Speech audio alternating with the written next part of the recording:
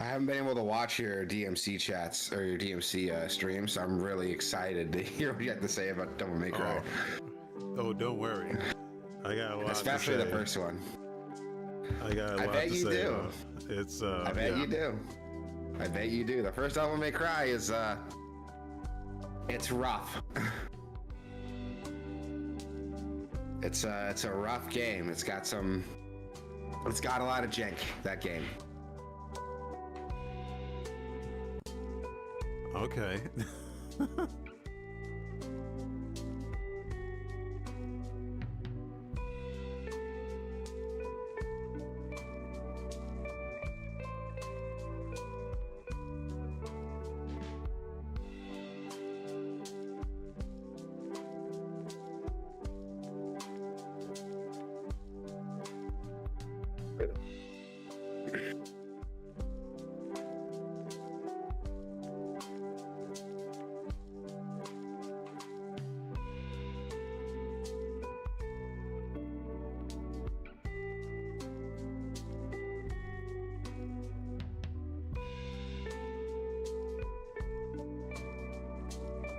Where do you stand on the whole podcast game thing? Or do you have an opinion? Like, well, there's no thing, but I'm calling it a thing because I feel like it's a thing that doesn't get acknowledged, where people try to excuse bad games for being bad by calling them, well, it's a podcast game, even though it's just a bad game. Okay, what is that? Like, I do think there are podcast games, like games that don't require like a lot from you. You can just kind of play passively. Yeah. You know, like Diablo is a great example. It's a perfect podcast game, in my definition of a podcast game. Yeah. Like, it's a fun game to play, but it can be a little repetitive, a little grindy. But that's part of the fun. So, put on a podcast, do some grinding, enjoy yourself. But that's a good game. That's also a podcast game. Yeah, but like excusing a bad game, like, oh, it's a podcast game, it's not supposed to be good. That's bullshit. That sounds like bullshit. Yeah. Can you give me some examples, like what these podcast games are that people are like excusing? Specifically, the first Descendant,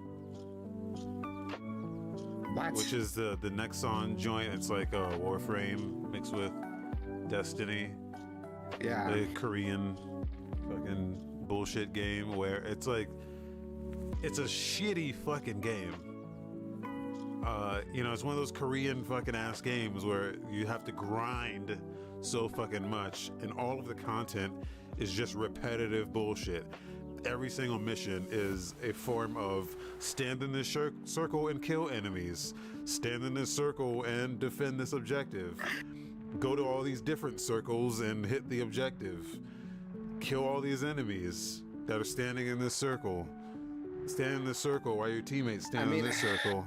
And every single thing is that, and then you do those to get a random chance at resources, which then you use to get a random chance at opening a loot box that gives you a random chance of other resources, to where you can put those resources into a thing to craft a thing, and that thing that you're crafting has a timer on it, and you can reduce the length of that timer by giving them money, or you can just buy the shit outright by giving them money.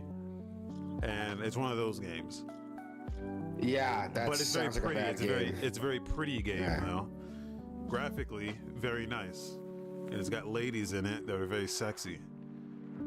But it's a shitty video game. Yeah, but I was gonna say defend like it because it's like a podcast game. Yeah, that is not excusable in my opinion. Like if you're gonna, a podcast game is a game that is good on its own, in my opinion, and my definition of the word right, is a game that is good on its own, maybe has some grindy elements to it, so you put on a podcast in the background while you run through it. You know, games like Destiny are a perfect example. Warframe, Diablo, right?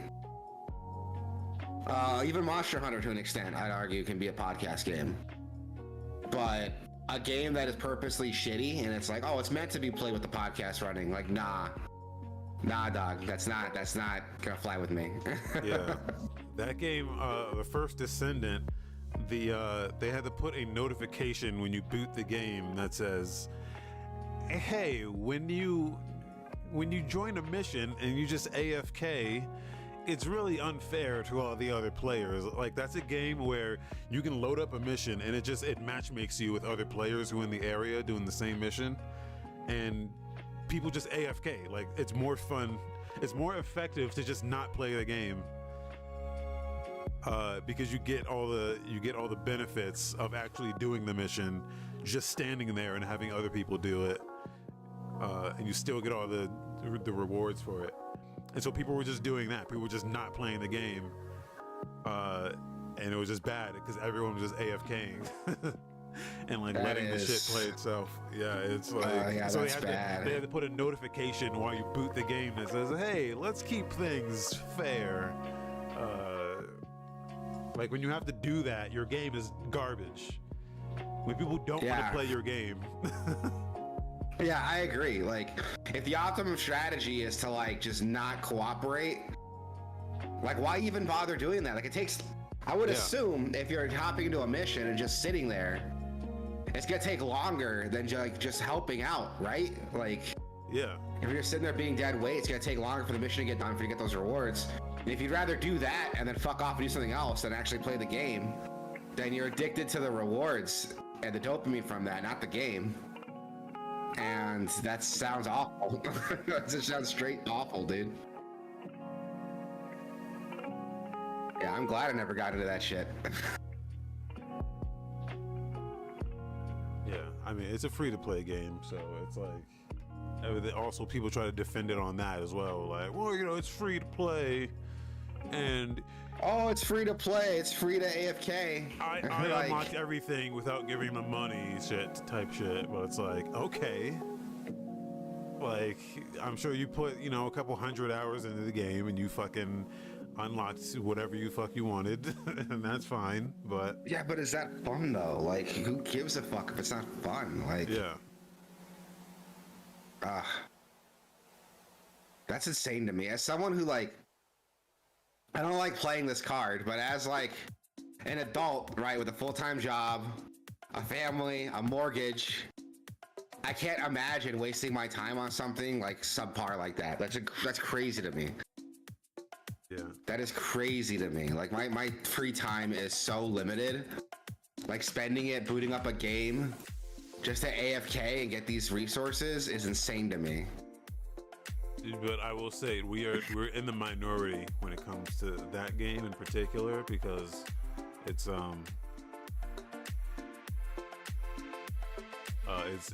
like, it's generally positively reviewed. I mean, it's mixed on Steam, but it's like it's not that mixed. It's mixed in the way it's like, you know, like 50-60%. So I've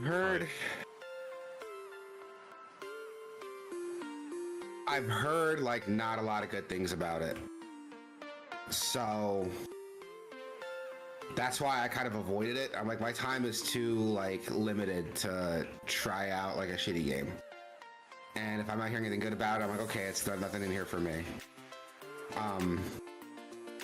So I don't know what the appeal is for these games. Like, yeah, it's free to play, but there's other free to play options out there.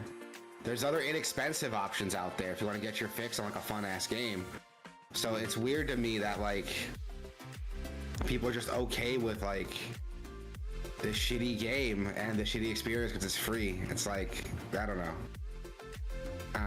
I'm sorry to think like gaming's not like meant for me anymore. At least the way I used to play games. I mean, not the type of shit that's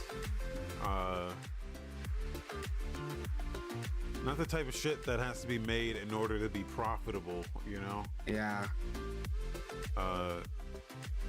because it all is like you have to have like high attachment. You know, it has to be live services, and it just has to be like profit over everything. So that kind of shit typically doesn't jive with me. But we're gonna talk about Diablo, and like, I don't know, Diablo is a weird one because it does have all the bullshit, right? But at its core, it's a good fucking game. Yeah, exactly. Like, I don't want to do this whole like blanket statement thing of, well, if it's got microtransactions in a full price game, then I'm never gonna touch it, because I don't know, fucking Diablo is like an exception to where. And I will admit, like, I could see being frustrated because Diablo 3 didn't have microtransactions, and every season, like, the stuff you can get it for free just by playing the seasonal content. So I can see coming off of that, it's like annoying that, like, oh, I gotta like pay for all the stuff that used to be free. Yeah. Like that I could get, but at its core, it's a fun game. Like, and you could argue and make excuses for it. Like, well, it's a fun game. You don't have to pay for the seasonal content. It's all cosmetic, you know. But at the core, it's a fun game to play. Like outside of like the microtransaction shit, it's a fun fucking game.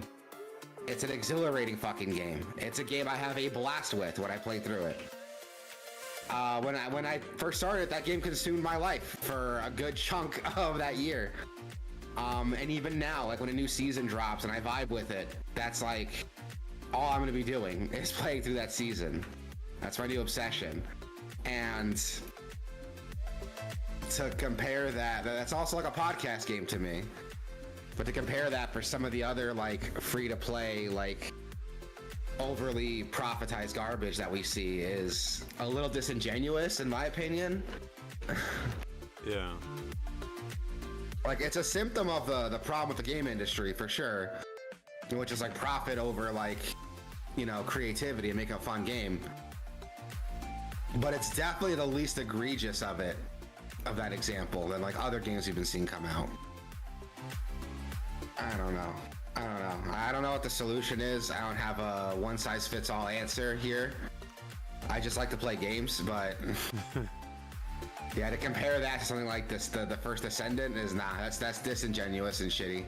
Don't even come at me with that.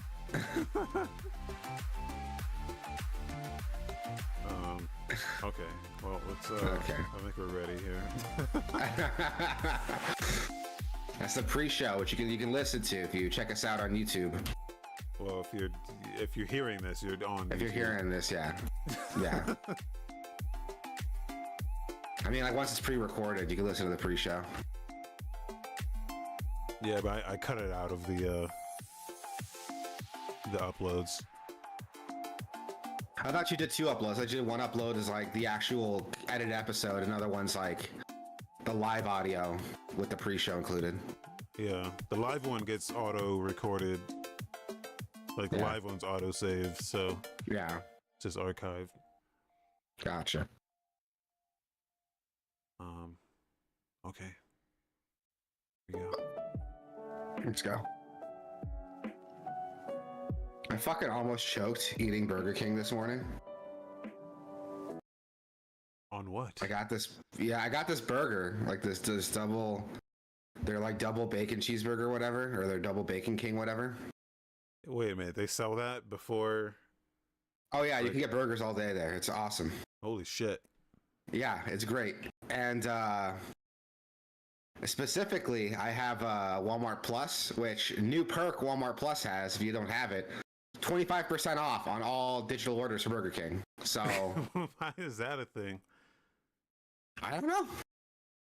For a while, Walmart Plus also included like Paramount Plus for some fucking reason. But yeah. So I'm like, okay, I'll do that for breakfast. And I was on the app and I was like, oh, you guys serve burgers all day? Fuck yeah. Fuck me up with that. And I got my burger without ketchup because I think ketchup on a burger is kind of gross. But I stuck with the mayo and light mustard, you know, to get some flavor in it. I mean, mayo. And the burger was mayo's great. Fuck you. You're gross.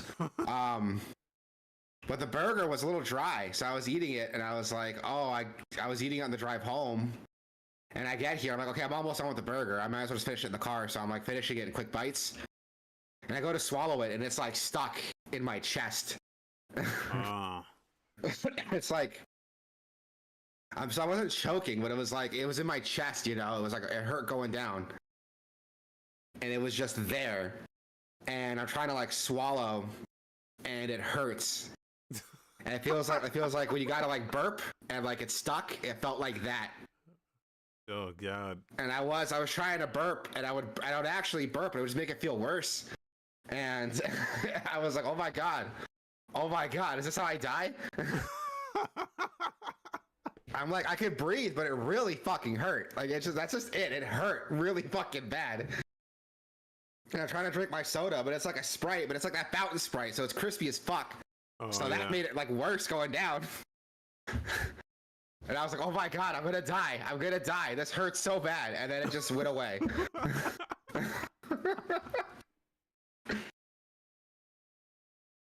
Yeah, that could have ended poorly. Yeah. Like I wasn't choking, I could breathe, but it was painful. It hurt so goddamn bad. It's like, you know, like you see like in a cartoon, or I guess even like in real life, when like a snake eats like a big ass fucking rat or like a bird or something, and it just bulges out. Yeah, I felt like what that snake looks like.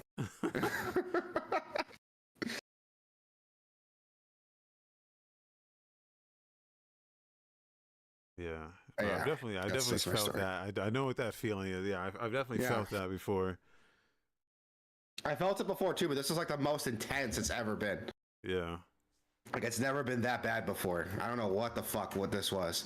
It was a combination of like the burger being a little dry and you know, big bites and the crispy ass Sprite. I think that was a perfect like storm of like you know. Perfect storm. Yeah. That's how people like get like, you know, dead though.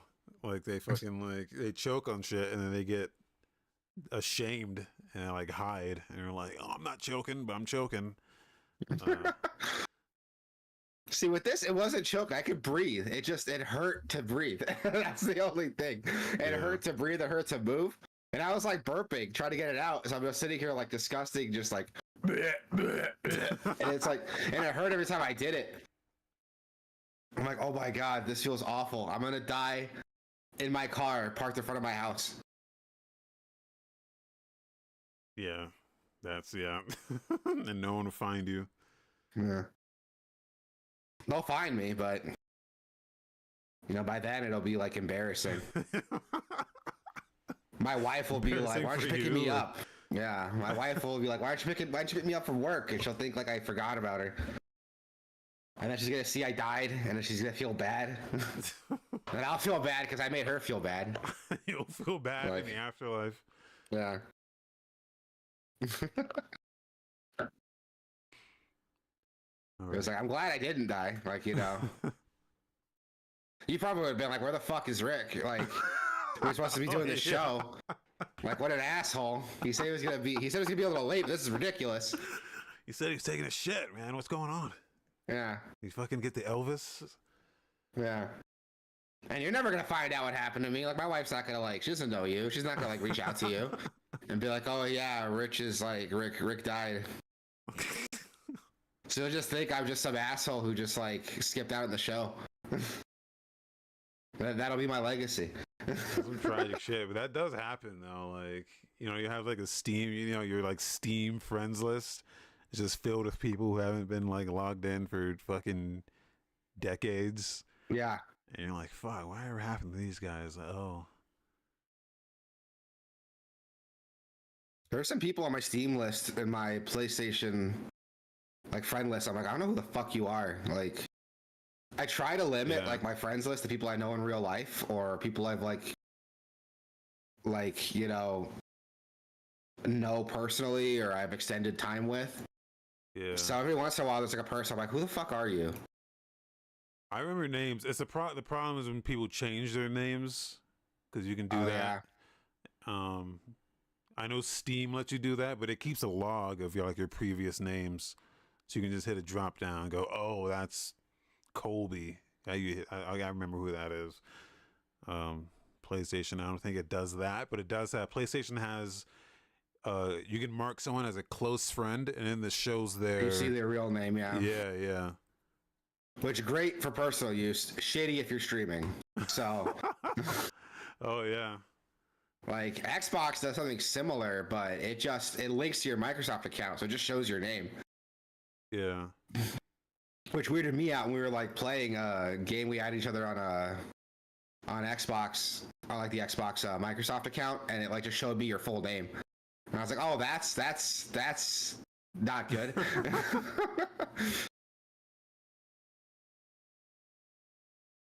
That could be an issue, you know, if we weren't, like, cool. Yeah. Technology is weird. Anyway, we got a show. We're a video game podcast. Oh, yeah. Okay. Well, yeah, let's do this.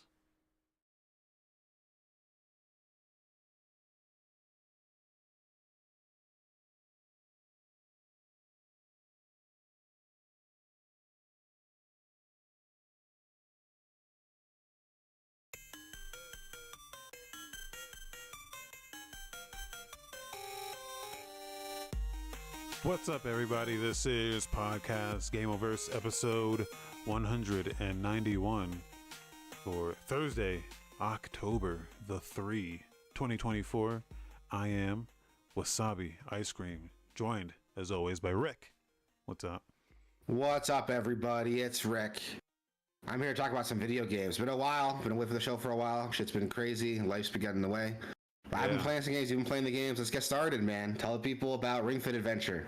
Ring Fit Adventure. Bro, I don't know where I was when this all went down. COVID 2020. But Ring Fit Adventure might be one of the greatest games ever made. Yeah, really? That's like, seriously. Okay, not just Oops. Not just like in terms of like fitness games or just in general games. And well, in combination with the fitness shit. It's Gotcha. Because it's the creativeness is what I'm getting at here. It's just how fucking creative it is. And I think, I'm not totally sure, but I think it's like the Splatoon guys and maybe some of the Zelda Breath of the Wild guys like got together and just made this fucking game, dude. And what I didn't know about it, there's a few different modes in this, and the main mode is like an adventure mode. It's a straight up full on fucking JRPG. It's like straight up that. It's straight up a JRPG that you play with your body, and then you get skills, and your skills are different exercises, and they do different amounts of damage, and they have different amounts of like number of enemies they attack simultaneously. So like a certain skill might just do like single target damage, or like another skill is a different exercise and it'll attack like 5 enemies at the same time. The enemies are color coded, and so are the skills. What's up, Prismatic Queen? Just hit the follow button accidentally. Thank you. Thank you. Getting us all excited. We're talking about Ring Fit Adventure and how it might be one of the greatest games ever made. There's so much in this game that I just didn't know. I mean, I wasn't paying attention to this game when it was hot, you know? So I know Raven got it kind of as a joke. I mean, let's be honest. Like, he didn't really take it seriously. So when he was streaming it, I saw some of the stuff and I was like, okay, that's cool. But now that I'm actually playing it, I'm like, dude, this is incredible. Not only is it a good video game, but it's such a good fitness tool, because it is a full body workout, man. like I did a week of that fitness boxing thing, Yeah. and I didn't like feel it almost like at all. Like I felt it a little bit, but it wasn't really. I didn't really feel it. But I think within like 2 days of doing the Ring Fit adventure, felt it, man. Whole body felt it. I was like, Yeah. oh shit, this is, yeah. 2 days of this was more effective than the 7 days I did of fitness boxing. But then Wow. not only that, but the video game that's here is fucking, it's a full video game. It's like, it's awesome. And almost almost to its detriment because it's still, so it's a straight up, it's a JRPG. So you have Yeah. health, you have attack, you have defense, you have stats. So you'll get into combat, you know, with these enemies, and they'll do damage to you, and you have health. And if they deplete your health, then you kind of have to do that stage over again, which I thought was a little bullshit, because when you kind of just want to get the fitness part out of it, you don't want to have to like redo a stage over again, because you don't really have a lot of control over how much damage the enemies do to you. Like you go into like a defensive position, which is like, by the way, the ring is genius. There's so much to this game, man, that Yeah, I'm here to hear it, man. Yeah, let's hear it. but I don't know if I can hit all of it in like a coherent manner, because it's just so much. The ring itself is so genius, because they come up with so many different exercises for it that, again, hit every single part of your body. And not only can you like press it in, but you can pull on it too. And it's way sturdier than it looks. And then even when the console's off, if you click in the right stick, it enters this like passive mode, so where you can do reps, you can do squeezes on the ring when the console's off. You can do 500 of those, and wait, let me see if I can pull it over one sec, because I didn't even know the switch. Again, remember I said like fitness boxing had like an alarm, where you can set an alarm, and then the Joy-Cons will like ring, or so they'll like Oh vibrate yeah, and you light told me up. that. And I'm like, I don't even know this thing could do this. This game does that as well, but it also, the fucking Joy-Cons like make sounds. Like it makes like ringtones and shit. So because you can do reps on this thing when the console's off, and you can do up to 500. But you're like, oh, the console's off. Like, how am I supposed to know? Am I supposed to keep track of it myself? And how am I supposed to know? No, you don't keep track of it yourself. The fucking controllers beep. Like, there's speakers in the controllers. I have no idea. Or if it's just like the HD rumble, and somehow they found out how to make tones out of it. But there's little chimes and ringtones that happens. So when you're doing like your 500 reps of this thing, the console's off. You have nothing to look at except the beeps that come out of this thing. So every 100 you do, it does a little chime like, beep, and it's like, what the fuck? Like, how is that coming out of the controller? And it goes beep, boop, beep, boop. Like you do one, you squeeze it in, it goes beep, and you let go, and it goes boop. And I'm like, how are they doing this? Like that's kind of what I'm talking about when I say like it's absolutely genius how creative they got with this thing, because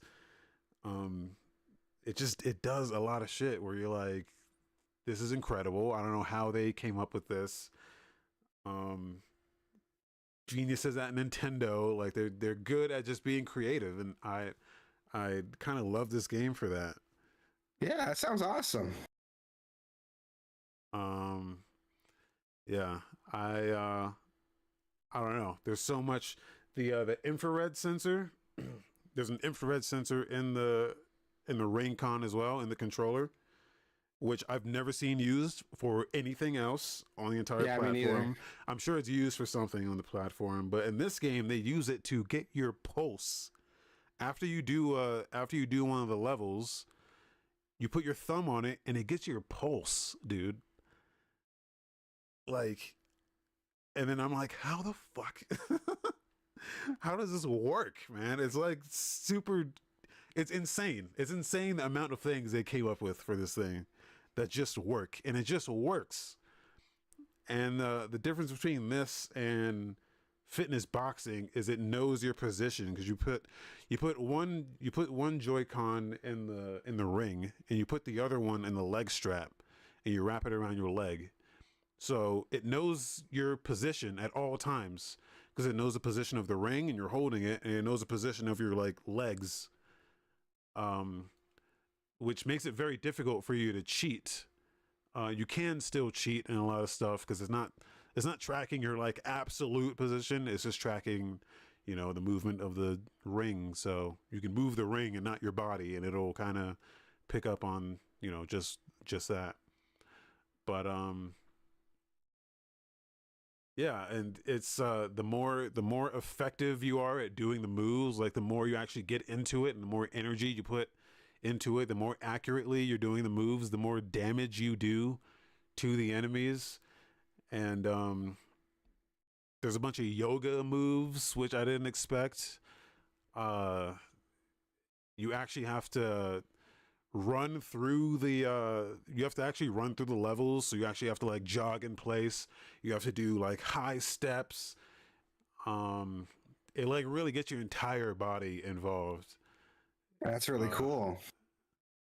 And yeah, I don't know, I cannot say enough good things about this game, man. It's really blowing me away about just how cool and creative it is, man. Like even just from a gameplay perspective, but also just from like, this is actually a good workout perspective too. I also, it's it's getting me motivated to do the workout. It's got like a full story. It's got like almost Super Mario World 3 type of world, where you're just on like an overworld, and you're just going from level to level, and each level has something different, and you're collecting items. There's equipment, there's gear, you level up, there's skill points, you get a skill tree, you're putting points in a skill, like it has all of that. It is a full fucking JRPG, which I had no idea. I thought it was That's just really a stupid cool. Yeah, I knew there was like a JRPG side to it, but I thought it was like like an excuse to like have an adventure mode, like I didn't think it was like a fleshed out with like skills and points to allocate and shit. That's really cool. yeah. And Man. yeah, all of the workouts you do, you're like like the workouts are the skills, and you can only put a certain amount of them on your like skill bar.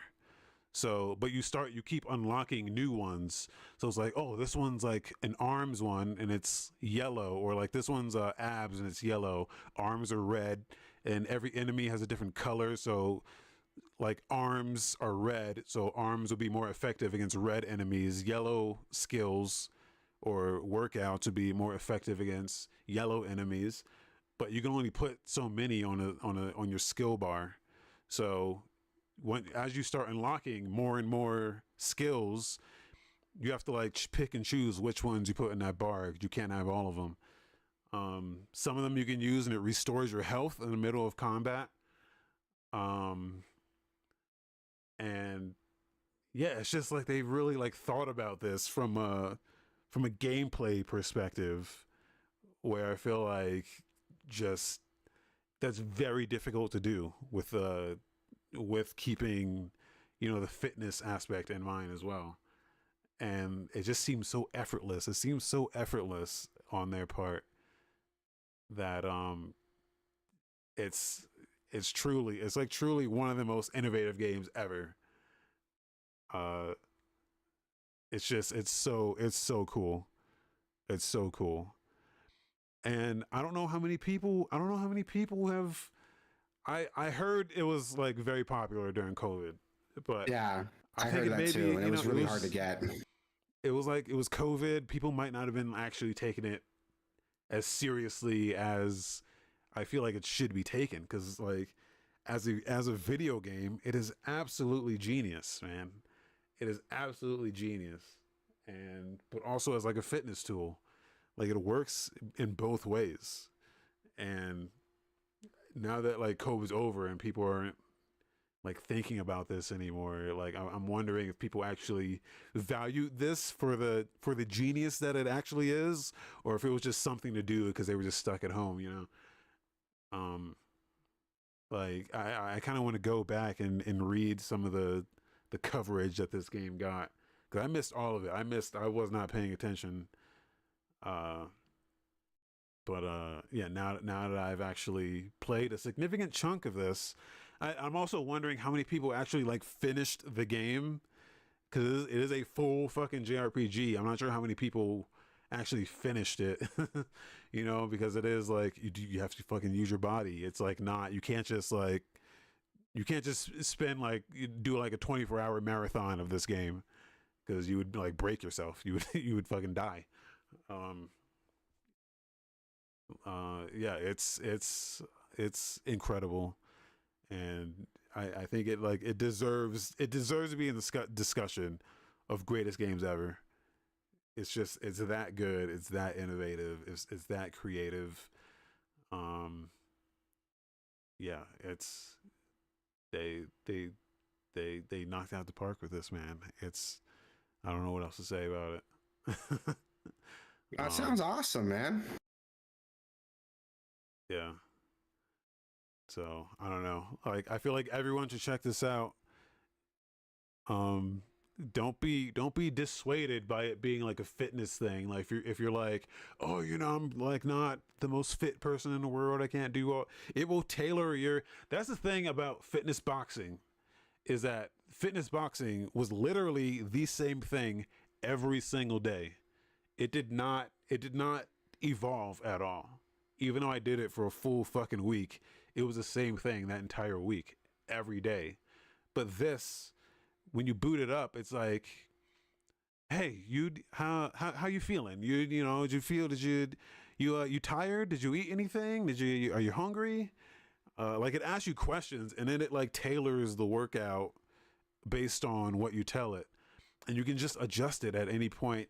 But then also, it'll like be like, hey, you worked out your legs a lot during today's session, so we're gonna do a stretch, and we're gonna focus on like stretching out your legs, because we noticed you like worked out your legs a lot. Or hey, you really worked out your arms today, good job. We're gonna stretch out your arms a bit, because you've been, you know, you really hit your arms today. Like it evolves to your to what you've been doing, you know. It's way more intelligent at that shit, uh in a way that I wanted from fitness boxing. I expected it actually, and you just didn't get that.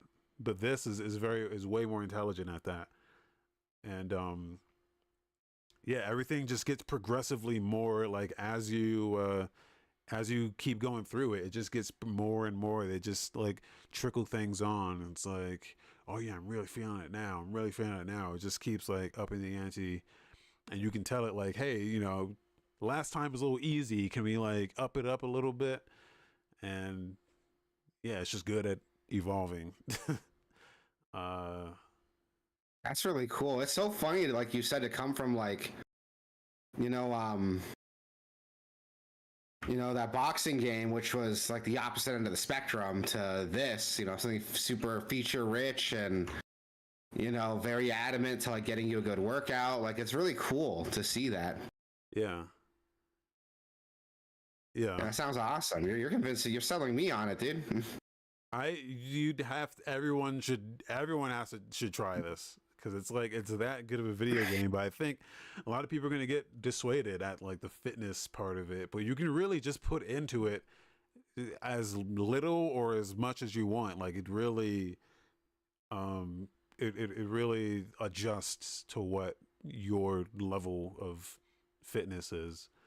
And I think that's really the beauty of it, is because you can just you can do as little or as much as you want. And you know, I didn't try any of the other modes, but there are modes in there where you can just focus on just getting a workout and just do that. Yeah. You know, you don't really have to do the game part of it. But even the game part, it's like it's got a lot of accessibility stuff in there where it's like, hey, you know, I can't do this work. Like it's got planks in it and stuff, and I feel like Yeah. I feel like some of the like it asks you to like get on the floor and do shit. Like some of that shit is more Yeah. more can be more difficult for people, especially I'm gonna say like that's a hard sell for me. I'm not doing that. I'm not getting on the floor. yeah. But you can just say like, hey, I can't do this, and it'll just be like it'll just give you like an easier version of a thing to do. And yeah, it really just adjusts to what your level is, and it's like great at that. So yeah, it's really good. Like everyone should try it. It's expensive still. I think if I remember correctly, I paid $80. uh so I think you can oh yeah, I don't even know. There's like third party rings that you could get on like AliExpress. So if you just wanted to pirate the game and like get like a third party ring, but then I don't know how those rings work. There's got to be some technology in the ring itself because it's so good at knowing exactly how much you're squeezing that thing, and I don't know what that is based on. If that's just the Joy-Con in there, just the subtle movements in the Joy-Con as you squeeze it. I really don't know. I tried to trick it by just moving the like not squeezing it at all, but just like moving the thing like slightly up and down, and like that's not it. So I don't know how it knows you're squeezing, but it's really fucking good at just the subtly knowing that you're squeezing that thing.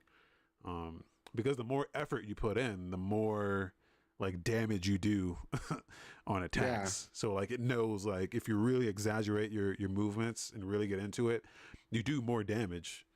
And it's really yeah, it's really good at picking up on that.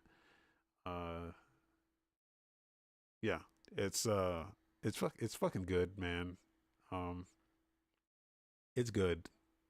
It's good. That sounds good. Like it's cool that like how seriously it takes itself as like an actual game and a workout routine. I love that. Yeah. Yeah. So Ring Fit Adventure, it's still expensive. I think it's still full price, like, you know, typical Nintendo fashion. Like it's still full price. But yeah, check it out. If you got like money to spare, man, it's so good. It is so good. So and then in stark contrast, one of the worst games I've ever played in my life, Devil May Cry. Apple pie.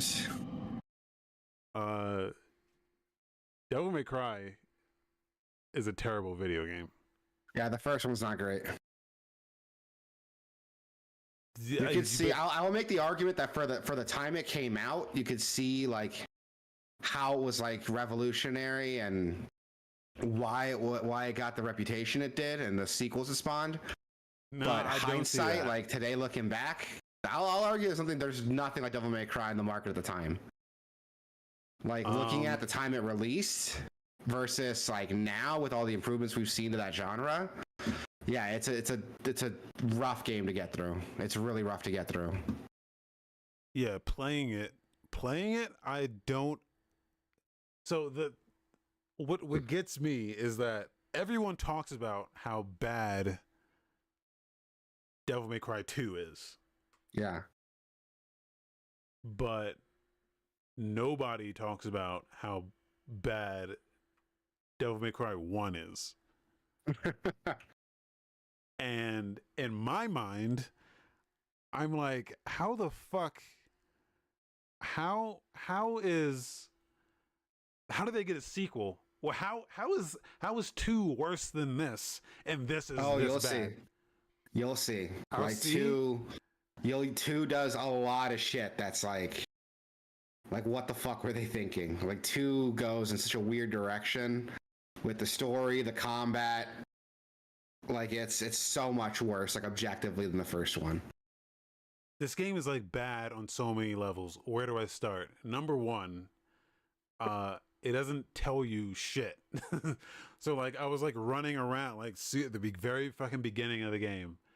I'm running around. It's a lot more like Resident Evil. It felt like it immediately felt like a Resident Evil. I was like, oh shit, this is a Resident Evil, but just like more action focused. Because it was like investigative. You're like running around, you're inspecting the walls and statues and pulling levers and picking up items and keys and using keys on doors, and it's like, oh, this is like very Resident Evil. Even the sound effects were like very Resident Evil. That's what the first thing I picked up. I was like, oh, this sounds like they just recycled Resident Evil assets. And they kind of did. It started out as like, so fun fact, that game started out as Resident Evil 4. And then when they saw the changes they were making with it, they tweaked what they were doing with it and made it its own thing. Interesting. Yeah, that's why it's like a Gothic castle like setting. It's meant to be like a Spanish castle. Yeah. Like from RE4. So that's where that's there. Yeah. The story is like you go and Trish, you walk up to this castle and Trish is like, hey, we can get there just up here. And she jumps up. And then Dante is like, I don't fucking know, and it just walks, and you like never see her again. Like not he doesn't say a word. I think he just like walks into the like all of this, like 90% of this game could have been skipped if he just jumped up there with her. But for whatever reason, he's like, oh, I don't fucking know, and just like walks into the front door. And I'm like, what? Why? Like the story is garbage. Whatever story is here, impossible to follow. I just don't know what's going on. And then like at the end of the game, you meet Trish again, and he's like, Trish, no, as if you spent so much time with her. You literally didn't see her since the beginning of the game when she jumped up to the castle. And I'm like, there's no way.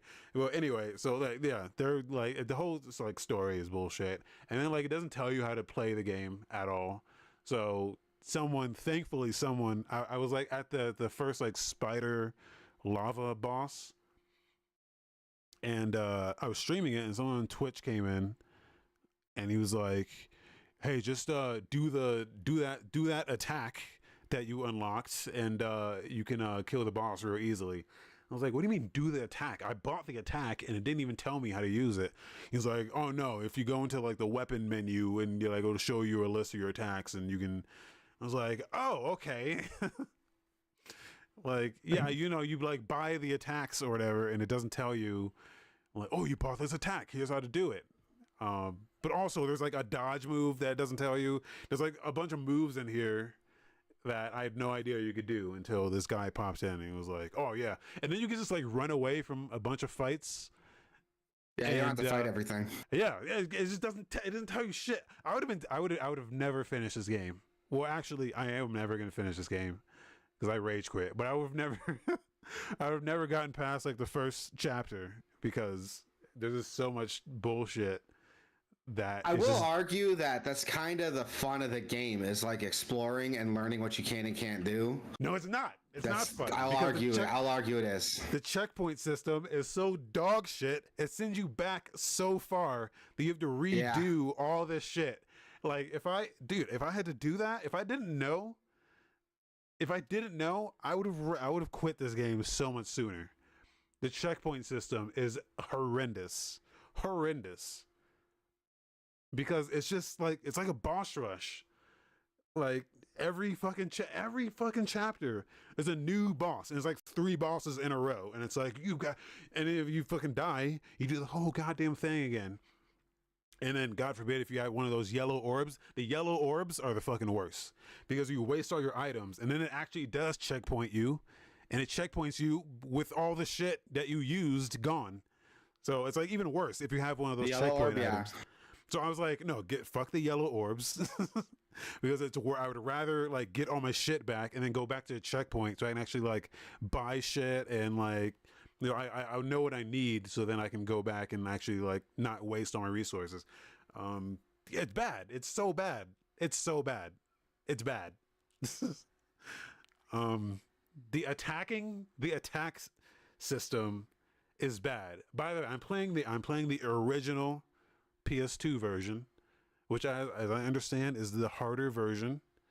The guy who seemed like an expert of the game came into my chat and was like, "Oh yeah, this is so much better than that shitty HD remake, but it's harder." And I was like, "Great," but the way the attacks work is so bad, so bad. This is why is the reason why I rage quit, because for some reason they fall in love with this one enemy who reminds me of the first boss in Demon Souls, if you know what I'm talking about. It's like that blob boss who has like he like breaks off into a bunch of other blobs and they all have like this like spear attack. Oh yeah, the nightmare thing is what they call it in this game. Yeah, that thing fucking sucks.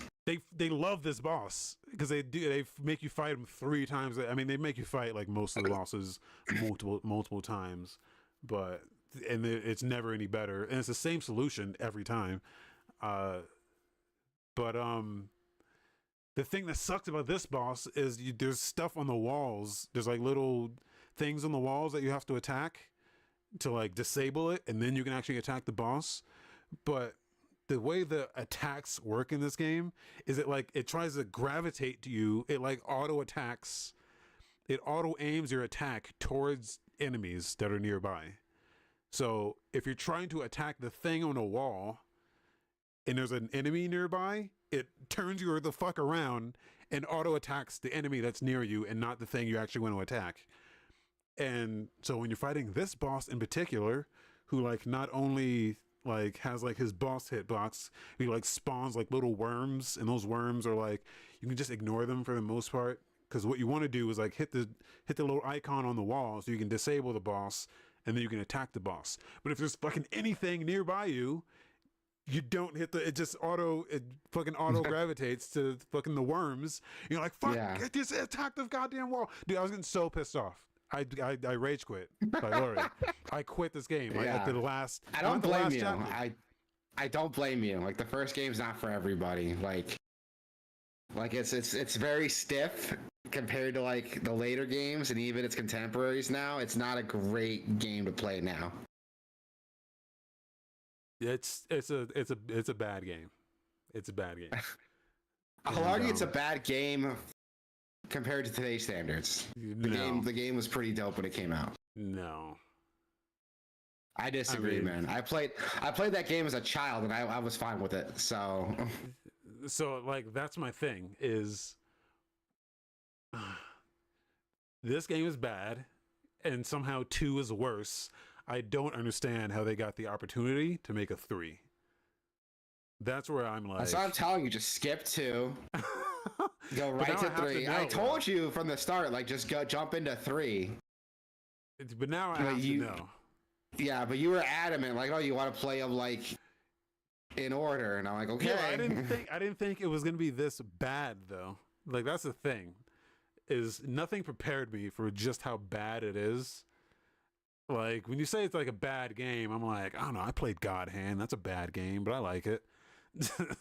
Like that's the kind of bad I'm thinking. Where it's like phone call from somebody. I'll be right back.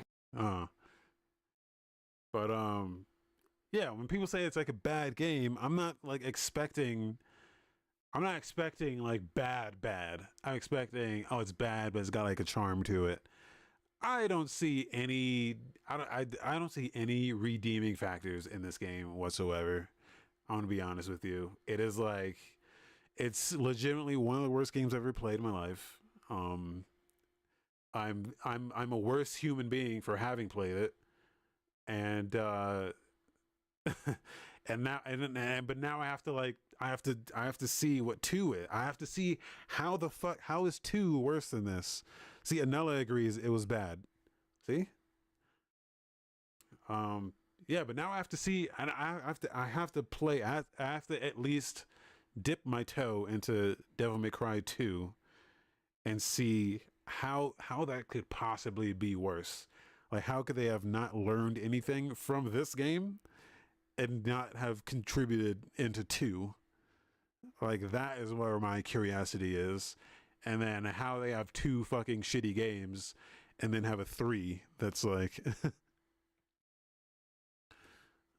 No, yeah, this would make you rage quit. This would make everyone rage quit. Uh, it is. It's bad. It's bad. So, um, it's unfathomably bad, and yeah, there's nothing good about it. Nothing good. And yeah. What else? What else do we play? Um, oh, another bad game. Starfield. Starfield Shattered. Anella said, "Who crowdfunded these people to make another game?" Uh, I mean, I don't think it was crowdfunded. It's like Capcom, you know. It's like the guys that made Resident Evil. So, but yeah, that's my question. Is now there's at least 5 games in this series, not including like there's 5 like numbered games. So, but from what I understand, 3 is where it gets good. 3 is where it becomes what we know and love to be Devil May Cry. But they had 2 extremely shitty games before that, and like that's where the question comes in. Yeah, like they had 2 colossal fuck ups. I mean, that's the thing. I don't know how well these games sold. I don't know how well they reviewed. I would be curious to go back and just see what people thought of these games when they released, because maybe people loved this game when it released, and like going back to it maybe is just like it doesn't hold up. But I don't know, man. There's games on PS2 that people say are shitty all the time, and I'm like, nah, man, this game's pretty. Like Black. I don't know if anyone's ever played Black, but Black, which I think was a EA. I think it was a Criterion game before they made Burnout, or maybe they like after Burnout or like during. I don't know. I think that was a Criterion joint, and people say that game's shitty, but it's like that's a really cool game. That's why when people say like stuff is a bad game, I don't take it literally. I take it like, okay, it's like bad, but maybe it could be cool. I could have some cool stuff in it. You know, like Sonic Adventure is bad. It's definitely a bad game, but there's stuff. It's got some charm to it that I like. Devil May Cry 1 is just terrible. It's like bad. It's like a whole different level of bad, you know? So I suffered through that, and then I started Starfield Shattered Space expansion, and like again, perfect example where this is also bad, but it's nowhere near the level of bad as like Devil May Cry. In fact, I would say like I'm having an okay time with it. You know, like I didn't hate Starfield as much as like some other people might have, but I'm not going to sit here and tell you that it's like a great game. I always use Greg Miller. If you've never seen Greg Miller's review of this game on a Kind of Funny Games, he had what I would describe as like it's the experience that Bethesda wants you to have. And he had that exact experience where he loved the companions, and so much that the entire existence of the gameplay loop exists.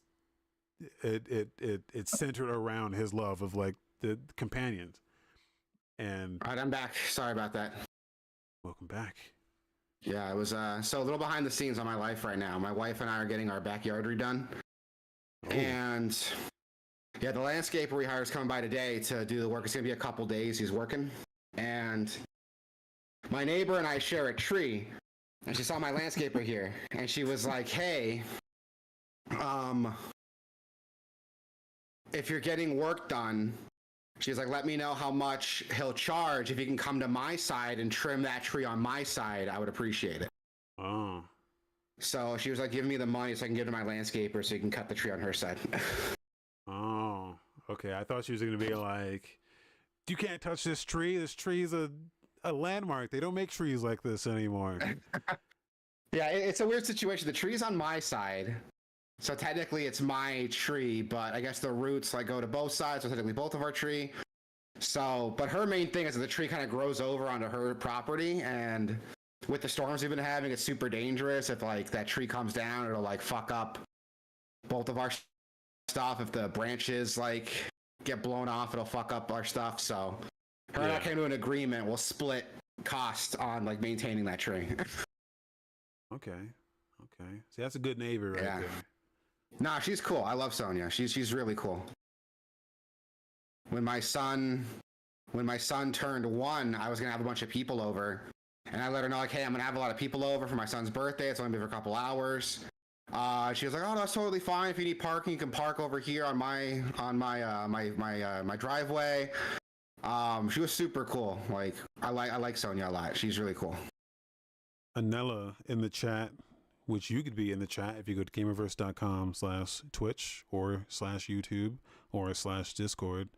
Anella said, my neighbor cut her tree that hung over my fence down and took the fence down with it. Oh, Jesus. See, that's why I don't want to fuck with that stuff, dude. I know where my skill set lies in, and it's not like trimming trees. Like, I'm not going to fuck with that. I will pay someone to do that for me because I don't fuck with that. Well, I don't like, can you fuck with your own? I mean, I guess you can, but yeah, it's my tree. I can do whatever I want with it. Yeah. But I'm also responsible for whatever happens after I do what I want with it. So yeah. I just thought there's some like there is some like, I don't know, at some point the ownership could like lie also in like with the city at some point, right? It depends on the tree, but if it's on my property, so Arizona's kind of a trip because our state cactus is a saguaro cactus. So if you got a cactus on your property, you're fucked. You can't cut that.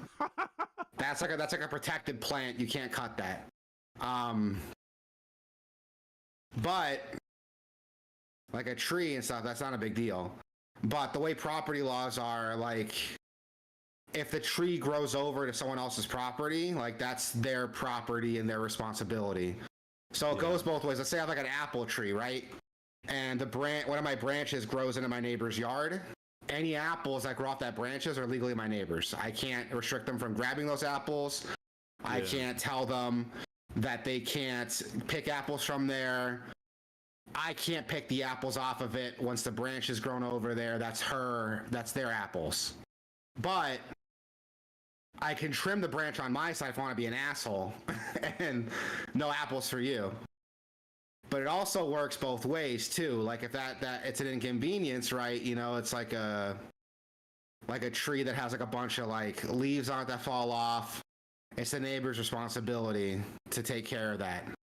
And same thing, if like lightning strikes that tree, the branch breaks and fucks up like their shed or their car, that's their responsibility to maintain and take care of. Yeah. So it's written in a way that kind of assumes responsibility in a way that I think is pretty common sense, but because of that, like my neighbor was concerned about like, because the storms we've been having, so she was like, hey, if you have that landscaper here, tell me how much it'll be to have him come to my property, cut the tree. I'll give him access to my property. He can come over to my yard, cut the tree, haul away like the branches and stuff. And I'd already like got an estimate, and the guy just included it in all the work he was doing. So he's like, hey, all this work is going to be X amount. Because she was like, oh, just tell me what it's cost to maintain the tree. I'll give you half. And I was like, well, it's kind of tricky because he already quoted me for like everything together. He didn't individualize it. Yeah.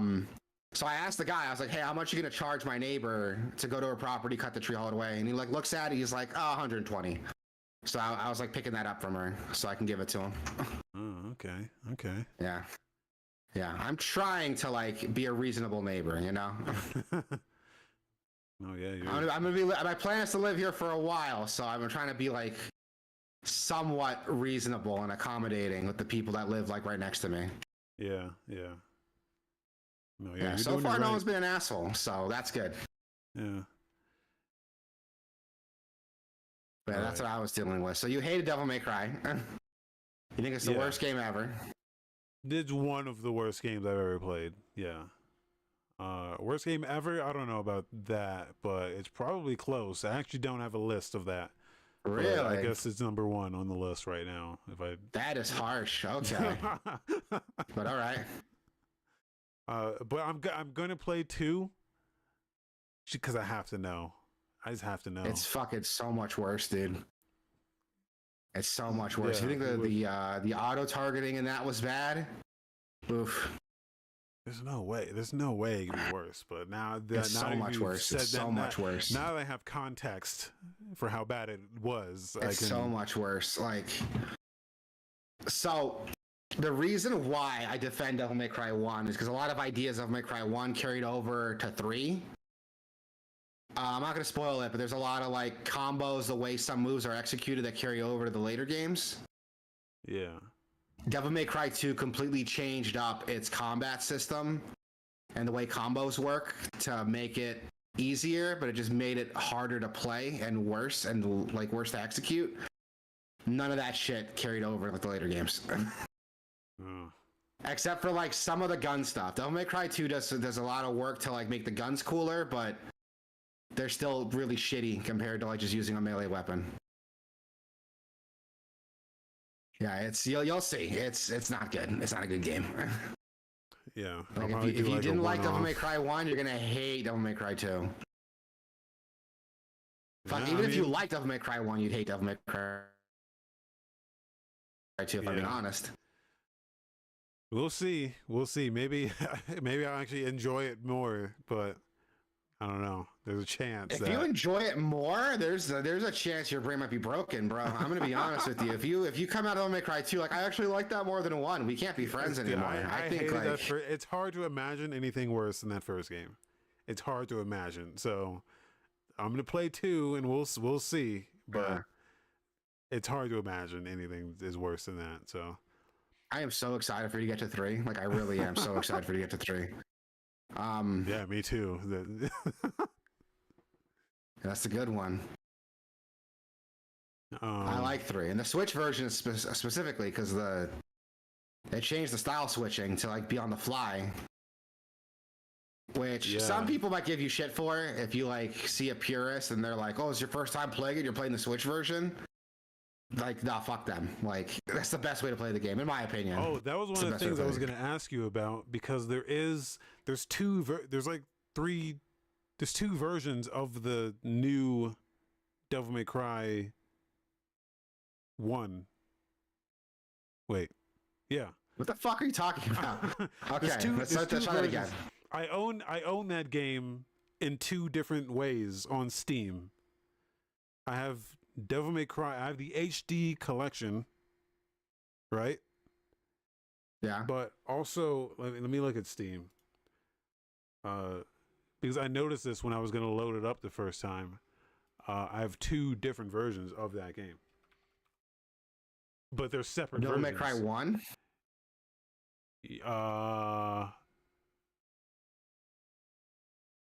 No, never mind. It's 3. It's 3. I'm talking about 3 actually. 3. I have Devil May Cry 3 in the HD collection. 1, 2, and 3 are in that.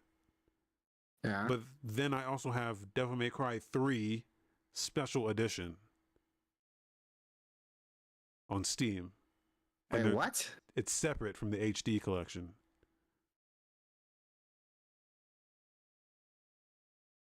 Yeah. I'll be honest, I don't know what the fuck that is. Like, yeah, because there's the HD collection which has 1, 2, and 3, and then there's Devil May Cry 3 Special Edition, which is separate. I wonder if it's the same game, just like a different. It doesn't need the Devil May Cry Collection launcher, maybe. Kind of like how Master Chief Collection, like you can boot the Master Chief Collection and play those games. You can just launch like a Reach, like right from your Steam library. Maybe, I don't know. Oh, I think you might be right. I think when you buy the HD collection, it comes with. It's not clear in here on Steam. I will say that it's not clear. because there's separate pages, but it doesn't do the thing where it's like, hey, you, yeah, I don't know. I don't fucking know. Yeah, I think because like on Steam, I think it's because each game is released like individually. Where like on consoles, you have to. If I wanted to play like at least like the older consoles, right? Like PS3 and 360. If I wanted to play Devil May Cry 3, I had to buy the HD collection and play and get all three of them. Oh yeah, that's whereas like modern consoles, you could like get them individually. So I think like Steam went back and released them individually. But since you already have like the collection, it just gave you the keys for the individual games instead of having to like boot it from the collection. That's what I think happened. I think that is what happened because now I'm on the page for Devil May Cry 3 and they don't sell it anymore. So I think the only way to get it is from the collection, which includes what used to be separate special edition. Okay. Yeah. So I think it's the same game, just separate for some reason. Okay. All right. Well, that's figured out. Starfield. Shattered Starfield, Space. you got the DLC, you got the expansion. I got the expansion. And yeah, like it starts out really cool where there's like a derelict space station and you go inside of it and it's like zero gravity. It's like the first zero gravity thing I ever did in the game. I know it exists in the base game, but it's so random. I think there is a quests or a couple quests maybe where it exists, but other than that, the only way to get it is to like destroy in like space combat. You have to destroy a grav drive on a ship, but that's difficult because you'll do so much damage that even if you're already just targeting the grav drive, you're probably going to kill them before you even destroy the thing. So I've never seen the zero gravity shit, so it was nice that this just opens with the zero gravity shit, and it's really cool. Because if you're using ballistic weapons, it like blows you back, and it's really hard to get into cover consistently, and it's way more difficult than you expect. But also, I don't know if my game is just fucked. I did use mods. I modded my game before. Like I was using mods before, and I turned them all off. So you probably fucked something up, but continue. Yeah, I probably fucked up like the enemy damage numbers or something like that, because bro, fucking, I was getting like one-shotted, two-shotted, left and right, dude. And this opening mission, and then I was like, oh, you know what I did? They added sliders so you can have separate difficulty for ship combat and ground combat. And that's probably what I turned up the ground combat, but the ship combat is so shitty that I still have that on easy. So I went in the settings to like check that, and no, I have everything set to very easy, the lowest difficulty. I have everything set to the lowest difficulty, but these guys were like one-shotting me. It was so frustrating. I was like, what the fuck is going on? No one else is talking about this, so I think I just fucked something up with mods. I just made everything way more difficult, and it just stuck even after I turned them off. It just got like stuck that way somehow. But it was super frustrating because the game doesn't like it, like reloads you back to your past autosave. Yeah. So I kept dying and it kept resetting me back to the start of when I like first walked into this mission. It was like super frustrating. But then I learned you can just autosave whenever you want, and it's fine. Yeah. It's save scum. But it was super frustrating because it's like way more difficult, and it's not like I'm under leveled. Like I'm higher level than, I mean, it's all pretty like even. Like they're like level like 45 to like 50, and I'm like level 50, so it's like pretty evenly leveled. But my weapons are just weak. They're not doing a lot of damage, and also, I'm getting like one-shotted, two-shotted by these fucking guys, and it was just frustrating because there's like no cover, zero gravity. That is insane, dude. Like. But I think I broke something with mods, and I turned them all off, and it probably just stuck somehow. But it's Shattered Space, the DLC, the story. So it's like not. It's like Starfield. It's more Starfield. So if you didn't like Starfield, you're not going to like the Shattered Space. Like it doesn't fix anything that you didn't Yeah. already not like about the game. So putting that out there, you don't buy this if you don't like Starfield. It's not going to fix any of the problems you had with it. All of it is just more Starfield, and that's good in a way because like there's stuff I like about Star. Like I like just running around and shooting shit and getting loot and guns, and the combat's like fun enough. You know, like all of that is like cool. You get there's a new system that they add. One of the planets is like they say it's entirely handcrafted, but what they really mean is they just randomly generated a bunch of bullshit, and then the the interiors are like handcrafted. So everything's like randomly placed because you'll get to like it's like the Varun planet. So like the sea the snake worshippers. It's like their home planet, and you get to visit them for the first time. Yeah, and so yeah, you go there, and the first thing that happens is they do the fucking thing that Bethesda loves to do is they make you a chosen one. You're now a chosen one again. Like they cannot get away from writing a chosen one story in the most like ham-fisted way possible. It's like the Varun founder is like he's dead, but like his ghost is like wandering around, and people see him, but they can't hear him or communicate with him. But you just happen to be the one motherfucker that can communicate with him. So now you must be the chosen one. The serpent chose you to be the communicator, and it's just so fucking stupid, man. It's so stupid that once again you're just this all knowing warship chosen one being. It's like it's stupid, and but then like you walk out the you get this whole planet. So it's a few planets and I guess maybe a few moons, but only really the one planet has like the city on it, and then like all of the content there is like again they say it's handcrafted, but you can tell that it's not. It's not like what you think they mean. And it's not like Skyrim where they actually like hand placed all these stuff and it all had like meaning behind it. It's like not. It's all. It's the interiors. Like everything's randomly generated. Terrain is random, but they might have placed some landmarks in places, and like the interiors are handcrafted. And I don't know. It's like whatever. It doesn't even. You can't even. It's not like it's not that great because it's just more. It's more Starfield, basically. Yeah. So, even down to I don't think there's any new content. Like there's no new ship parts. There's no new enemies. Like everything's just kind of reskinned and repurposed in renamed versions of shit that already existed in that game.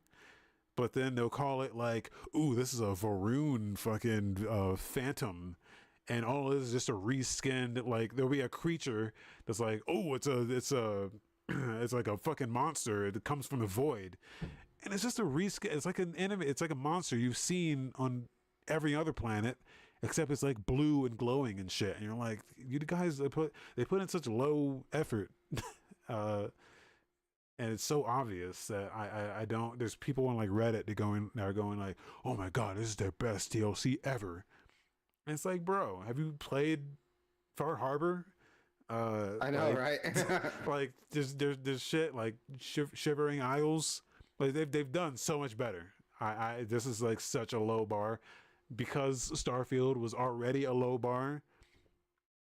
I don't know. People were just looking at this very favorably, but it's just not, man. It's really not. I'm actually finding it pretty boring in terms of like the story and the characters and just everything that's happening. I just don't really care. So I'm like constantly, I'm just trying to fuck it up, like in every way possible. There's a point where like there's a farm and there's like a dam that's like blocking water to this farm from getting flooded. and you can turn off the power to the dam, but it will flood the farm. Is what they tell you is going to happen, and is what they tell you does happen. But when you go to the farm, nothing changes at all visually with that farm. Aside from you go, it goes, hey, it's optional, but go to the farm and see what happened. And you just talk to a guy, and this is what he says. Not literally, because I don't remember exactly what he says, but this is basically what happens. You talk to the guy, and he goes, "Oh no, everything gone." And then it check marks that optional quest, and that's it. It's like, confirm what happens at the farm. You talk to that guy, he says that, and fucking optional complete. That's it. It's just like off the screen. Just he tells you what happened. You don't get to see it. No. Or He doesn't even tell you what happened. He just goes, "Oh no, everything destroyed." That's it. He says like 5 words, and it check marks. You've confirmed that the farm is flooded, and it's like, what the fuck? Like when I saw that, I was like, this is the lowest. And that's a main quest, by the way. That was a main quest. It was not a side content. That was like, you have a choice to destroy the farm. I chose to destroy the farm. Nothing changes aside from like this guy saying 5 words, and I guess the farm is destroyed. Yeah, I don't know. It's like, it's fucking garbage, man. And it's not that is garbage, so goddamn man, funny. but That it's is just so like, funny. it's just more of what you expect from that game. Like, Yeah. it's just more of that. It's like not good. It's just barely serviceable shit, man. And it really does not. Skyrim is in my like top favorite games all time, probably because of like mods, I would say mostly, but like that game was impressive when it came out, man. I played a lot of it before mods. I played even more of it after. They've lost it, man. They've completely lost it. There's no hope for that. There's no hope for them doing that shit anymore. Yeah. So if Elder Scrolls 6 comes out, there's no hope, man. They've completely lost it. I'm probably not gonna buy that game unless it comes out and people are like, "Holy shit, this is fucking, you didn't expect this, but Bethesda, they did it." Like, unless it's like that type of shit, I'm not gonna buy that game. I like don't. They just can't. They're incapable of making anything like that anymore. And like this just proves it, man. This just proves it. And that's such a bummer because like there's a lot Starfield does that like could be cool if they like gave it the attention it needed, and it just didn't. Yeah. It's like a whole game built up of like mechanics that are all half measures, like nothing's But not only that, fully fleshed out. it's a bunch of stuff they've done. They've done better stuff in previous games that they've now gone backwards on in this game. It's like the most insane shit. Like I don't understand how that happens. Like even like the outpost building was way better in Fallout 4. The stuff that was way better in Fallout 4, even stuff that was better in Fallout 76, stuff that was better in Fallout 3, stuff that was better in Skyrim. Like you take all of their previous games, there's stuff in those games that are better than like anything they've done in this game, and it's just all backwards. And I don't get it. I just don't get it. They just don't understand why people love those games, and I have no confidence in their next game. I just don't. So yeah, I'm like hesitant on it. I was like really excited for Starfield, and when it came out, I was like, this game is like very lackluster, and I gave up on it after I don't even know how long I put into it, if I'm being honest. Maybe 10, 15 hours. Like I put in, a short amount of time for a Bethesda game, but a decent amount of time for like literally any other game. Yeah. And I'm just like, I'm not vibing with this, man. I'm not vibing with this. Yeah. And I was thinking before this game came out, I was more positive on this than I think most people, only because the way they were talking about it made it sound like they were giving it their all, like Todd Howard's like, this is the game I've been wanting to make my whole life. It's like how he was saying it. So I was like, oh, he's really, this is where his passion really is. He really wants to make this. He's going to do it right this time, especially since how they fucked up Fallout 4 and how they fucked up 76. They they can't make another, they can't fuck up again. But they do. And it's like, okay, They do, yeah. you guys just don't understand. So, yeah, so I'm, like, I don't hate it. I don't want it to sound like I hate it, because I don't hate it, but I'm just like disappointed, man. I wanted this game to be good because I also love like space. I love space games, dude. I'm like infatuated by outer space. Like I'm a sucker for this kind of shit. So, I wanted to love this, but it's just not. Yeah, it's not. It just doesn't do it, and it won't do it ever. So, but I will finish it. I haven't quite finished the DLC yet. I will finish it, and then next week we're gonna move on to Diablo. Yes.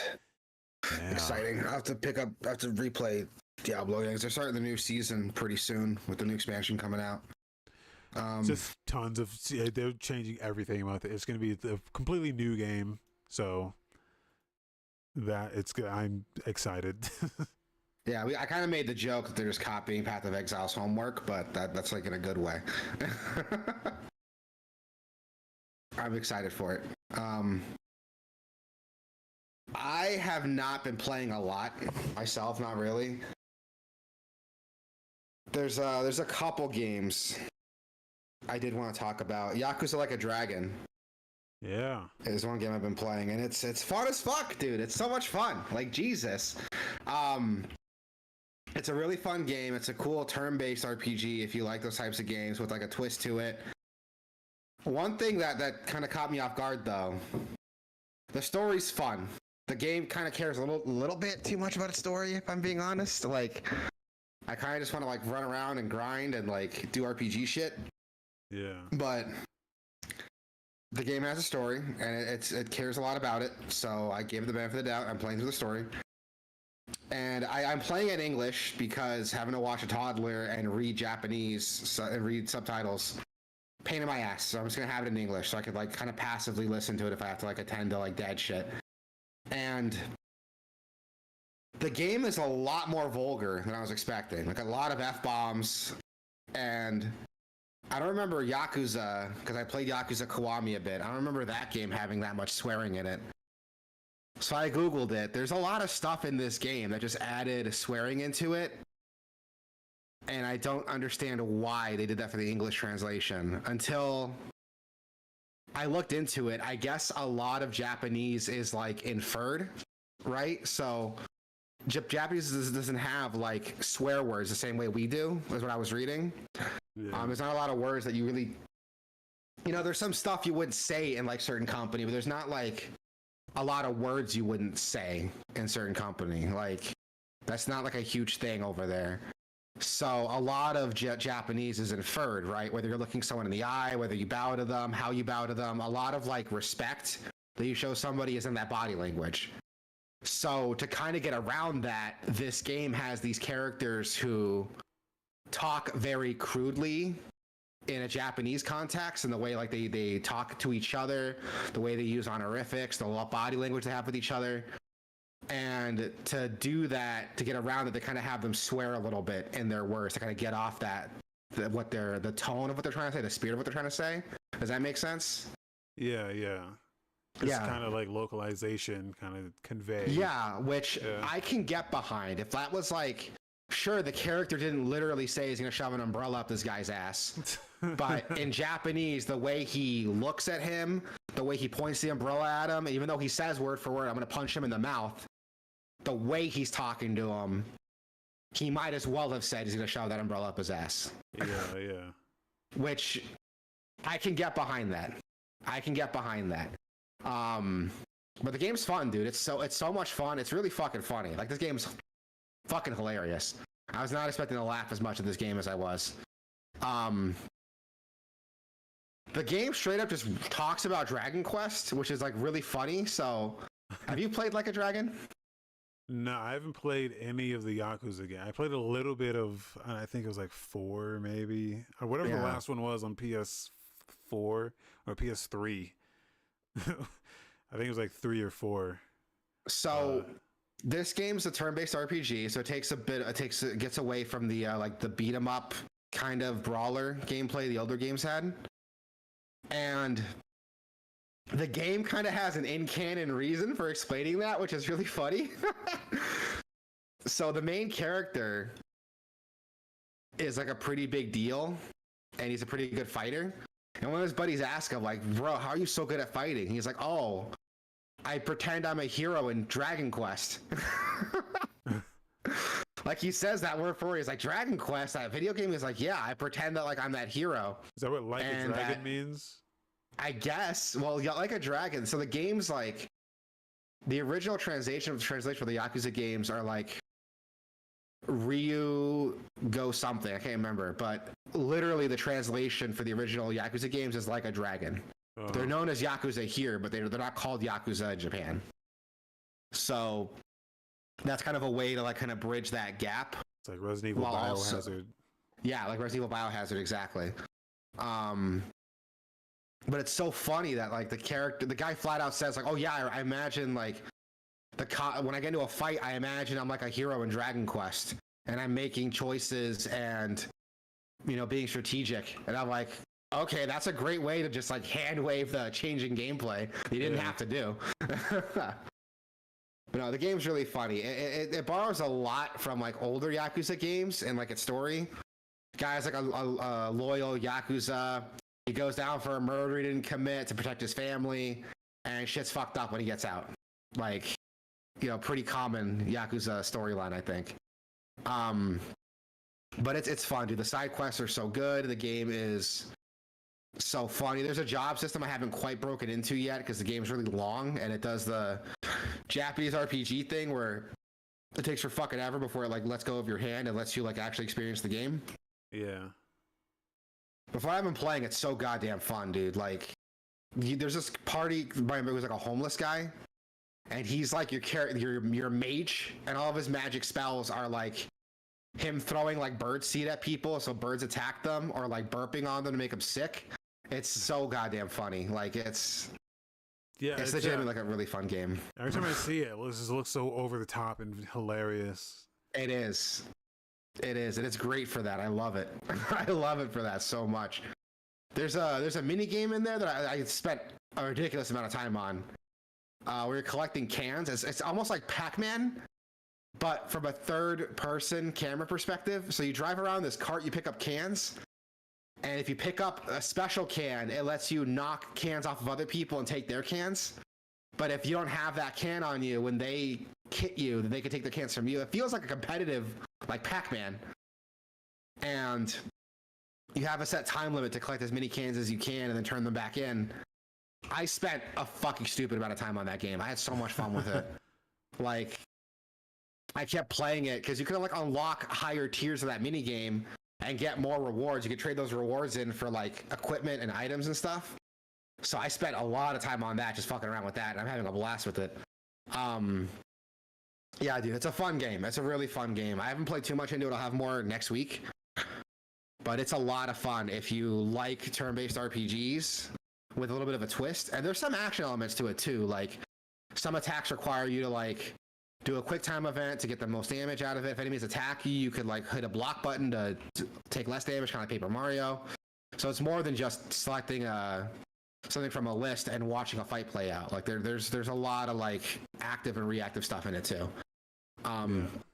Yeah, I can't say too much because like I said I haven't dumped too much time into it, but I'll have more next week because I'm having a blast with it so far. Also, I felt like getting a little nostalgic, and I have a PSP emulator on my phone, so I downloaded. I'm playing Def Jam Fight for New York, the PSP port. Yeah. The Takeover, and it's fun as fuck, dude. Oh my god, I forgot how much fun this game was. I played it, you know, in my youth, you know, and I remember being fun. So I'm like, oh, let's see if it's still fun today. Still fucking fun today. It has like I'm surprised it has one of the deepest like combat systems that I've ever seen in like one of these types of games, because you can focus on like stand-up fighting, grappling, wrestling, environmental attacks, and okay, let me take it from the beginning. You make a character. There's 5 fighting styles to choose from. There's martial arts, which focuses on speed, and there's what else is there? There's street fighting, which is more on like upper body punches. There's kickboxing, which is like kicking and like, you know, grapples. Well, not grapples so much, like, what kind of grapples? You know, like, you know, MMA, like grabs and knees and elbows and stuff. Yeah. There's wrestling, which is like wrestling moves, you know, picking people up, throwing them around. And then there's submissions, which is, you know, grabbing people and breaking their arm or something. You pick one of those fighting styles. You could pick 2 more fighting styles you play through the game. And if you want to dump all your points into that one style, you can. So if you want to just pick martial arts 3 times, you'll just be maxed out in martial arts skills. You'll have the fastest attacks, and it changes your animations too. So your normal strikes and your kicks have different animations for their combo strings and their basic attacks, depending on which fighting style you pick. And it changes like the absolute fighting style that your character plays with. So like I picked martial arts, kickboxing, and submissions. So his attacks are very like, are a bit faster than normal, but I also have access to like the submission attacks and the grapples that the grappler has. It's so much fun, dude. Like and I've been fighting other characters that have totally different fighting styles, and everything's different. Their animations are different. The speed of their attacks are different. Like there's so much depth here, and you have to think like 5 fighting styles to choose from. Your character can max in 3 styles, so you can pick 2 of one style, 1 of another one, or all 3, or mix and match. There's got to be like 50 plus fighting styles that your character will develop into. And it's so much fun, just how much fun the game is. The combat's so in your face and visceral and bombastic that it's legitimately fun, like just picking people up, knocking them around, hearing the music go off as you like pull off a finisher on them. It's, oh my god, dude, it's a fucking blast. I wish these games would come back. I really do. Yeah. It is so much fun. You ever played Def Jam before? Yeah. But it's been such a long time. Yeah, dude, I picked this one up because I played the PSP port back in the day, and I remember it being a pretty good port. I didn't even know this was on PC. PSP. I mean, yeah, PSP. Yeah, it's specifically called like Fight for New York, like the Takeover. So there are some things that it has to concede with being on a portable system, but all in all, it's still a fun game. And yeah, I'm having a blast with it. I'm surprised like how good this game held up. I'm also playing TMNT Splintered Fate, which is like essentially Ninja Turtles Hades. Oh yeah. Yeah, it's fun as fuck. Like I have it. I'm not playing the console port that came out a little while ago. I'm playing the original Apple Arcade release. I got like a little, not a backbone, but a backbone knockoff. So I can play games on my phone with a controller. And it's fun as fuck, dude. Like it's really fun. Like it's straight up just Hades with Ninja Turtles characters. There's a lot of dialogue. The characters acknowledge that they're going through like a cycle. So when you fight bosses, they'll like reminisce about how they whooped your ass or how you whooped their ass, and you go back and fight them. And there's interpersonal stories between the characters that develop as you make more runs and get successful. So yeah, straight up just Hades with Ninja Turtles. And I'm cool with that. And with like co-op too. And it's got co-op. It's got to 4-player co-op. So there you go. This isn't on PC yet, which is it's crazy. not on PC yet. Yeah. Yeah, it's on Switch. I think that's it. Switch and like mobile. Yeah. And the Switch port's like $40. So like what? That's insane. That's insane to me to charge that much. Even Hades was like what, 25, 30? Like get the fuck out of here. That's way too much to be asking for that. But it is a fun game, I'll admit. It's a fun game. It's fully voice acted. So like that's cool. It's like trying to like have some production value to it. If you have Apple Arcade like I do, you can just play it. There's nothing you have to do special. If you don't, you have to buy a Switch port. Are you playing this with a controller? I told you I got like a little backbone knockoff, so I can attach to it. Yeah. So I'm playing with that, and it works. It works. It feels good to play.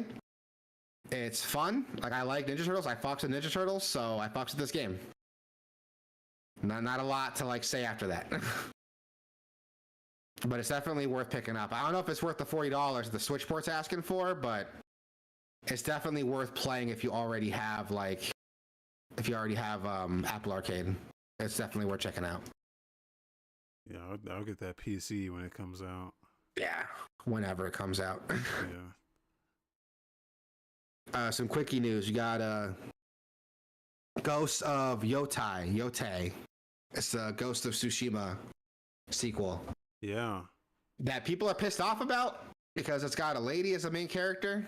So yeah, it's got a lady, and people don't like that. I mean, yeah, what can I say, man? Gamers don't like women. That's just it's weird.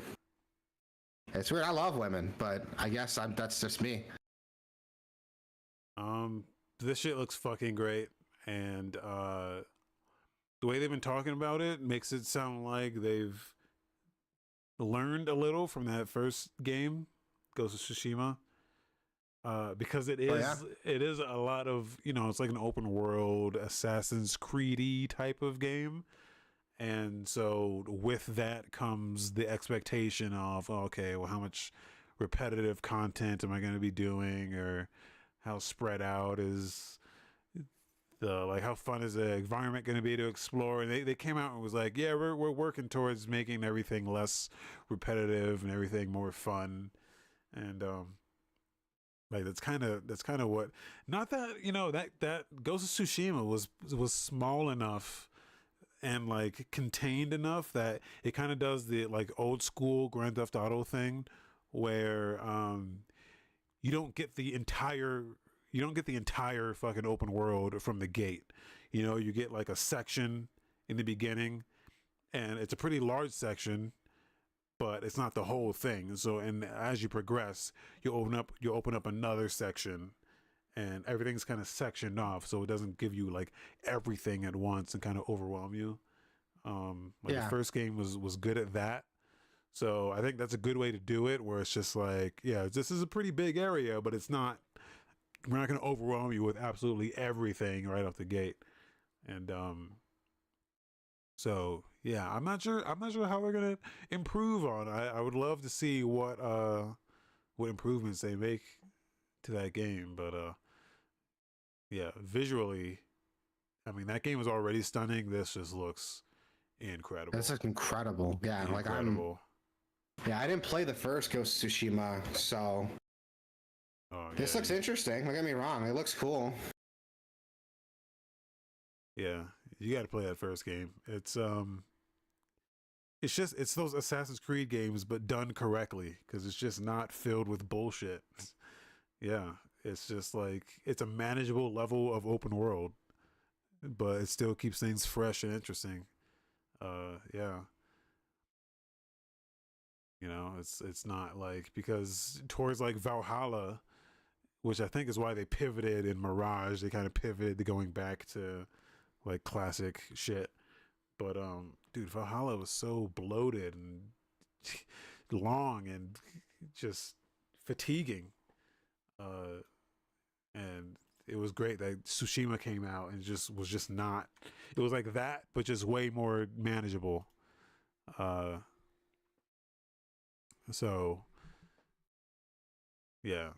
Yeah, which I'm cool with. Like I said, I was just complaining I don't have enough time to like play as much as I want to. So yeah, any game that could like respect my time and knows when to stop, like I'm cool with. Yeah. Yeah, no, it looks dope, and I'm excited to see when it comes out. I'll have to go back and play the first Ghost of Tsushima. I'll just see when this one comes out. Horizon Zero Dawn Remaster is also releasing. I got a quick trailer. I don't see the point in doing that.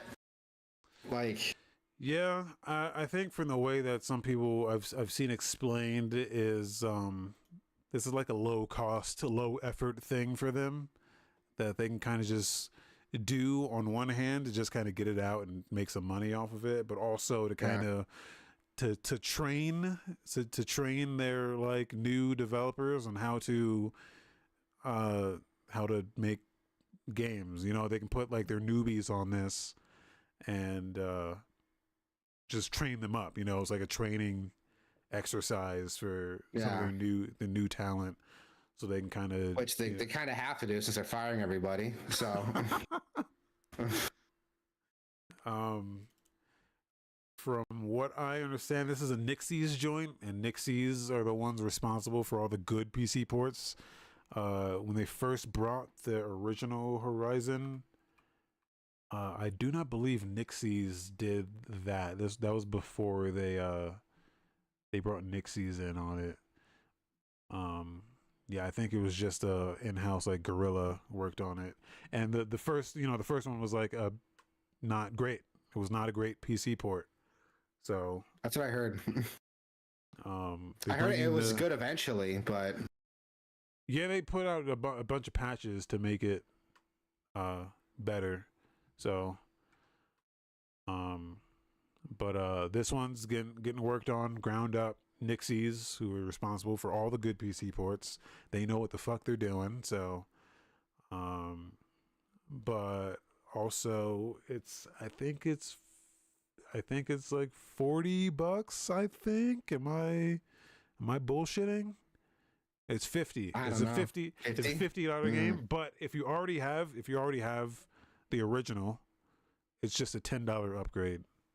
So, you know, that's better than just, you know, should be free. I agree. Should be free for everyone, not just PC, but should be free for everyone if you already had the game. But $10, yeah, I would do that. I still haven't replayed this game once I got it. I got it on PC, but I still haven't replayed it. And you know, I wasn't the biggest fan of this game, so not in love with it. But I do want to play it again because I didn't touch the DLC, which I hear the DLC was way better. But yeah, I do want to go back to it. And yeah, I mean, it looks great. I mean, the original looked great. This looks better. So yeah, like the original always looked good. It's just, you know, I was the same way. I wasn't too hot on it when it came out. Yeah. Again, this is the Assassin's Creed shit, but in the opposite direction of Ghosts, where this was just this just felt very derivative of Assassin's Creed, Far Cry, all that open world bullshit. This just felt like it was just doing that and like didn't really have an identity of its own beyond the cool ass dinosaur shit. Like that shit is cool as fuck. I love that about it, and like visually extremely impressive. But you know, then there's a part where you like play the game and it's just very Far Cry, you know, very Shadow of Mordor, where you know you hide in the tall grass, you whistle, and one guy comes over, you murder that guy, and you just do that over and over again. You know, it's the same shit that I said about Star Wars Outlaws. Like games are still doing that. And this game did that, and it's not better. It was not good in Star Wars Outlaws. It wasn't good here. It is insane to me that everyone's copying the same like stealth formula off of each other, but fucking Phantom Pain has been out for like how long already? Like 5+ years, and no one's copying that. Like, get the fuck out of here, man. Yeah, well, it's like it's harder making actually good mechanics. But you don't have to make it. Phantom Pain already did it. Like, just copy that. But people fucking love this game despite all that. People fucking love this. And, you know, I look at it and I go, I've been there, done that. I don't know. So, you know, the story's interesting and visually it's impressive. But other than that, yeah, it just wasn't hitting for me.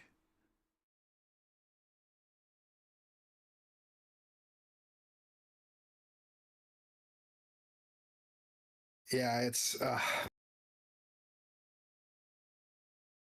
there's I don't know. I didn't really get into Horizon. It looks cool, but I don't know. I'm not gonna pick up this remaster because I wasn't too impressed with what I played on PS4. Yeah.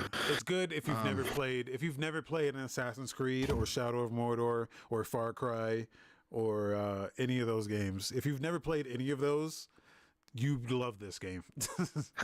Yeah. But me, who's played every single one of those, I'm like, this is just doing everything that those games did. So that's a problem. I think with context, you come into this knowing, where all of the shit that it's doing comes from. So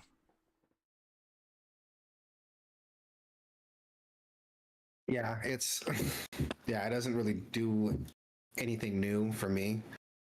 So it's not my cup of tea. I'm gonna skip it for now. Maybe later I'll get into it, but we'll see what happens. What else was I gonna say? I was gonna say something. Oh yeah, like there's a new Yakuza. Is this a game? It's not an expansion, right? It's like a game. this is a game, yeah. Like a Dragon, Pirate Yakuza in Hawaii. Which, fucking weird premise, but I'm into it. I'm into it. It's it's part of the Like a Dragon series, and you play as, I don't know that guy's name, but he's like a main antagonist for the mainline Yakuza games. And you're a fucking pirate. You're just a pirate in Hawaii, like an old school, like Arg walk the plank pirate. And I'm into that. I think I'm into that. He's got a fucking parrot and everything. Dude, I'm going to have to play all the Yakuza games. I don't know. At some point, they pivoted into, like, once they started calling it Like a Dragon, they've pivoted into it being way more interesting, I guess, for me. Even though those Yakuza games are interesting. So they've always had some kind of wacky shit in them, like. Yeah, but this is like way wackier than in my, for me, it's way more interesting. These like recent ones. I played Kiwami. That's the only one I played. I haven't played any of the other Yakuza games. And Goro, that's his fucking name. Goro, that's the name of the guy.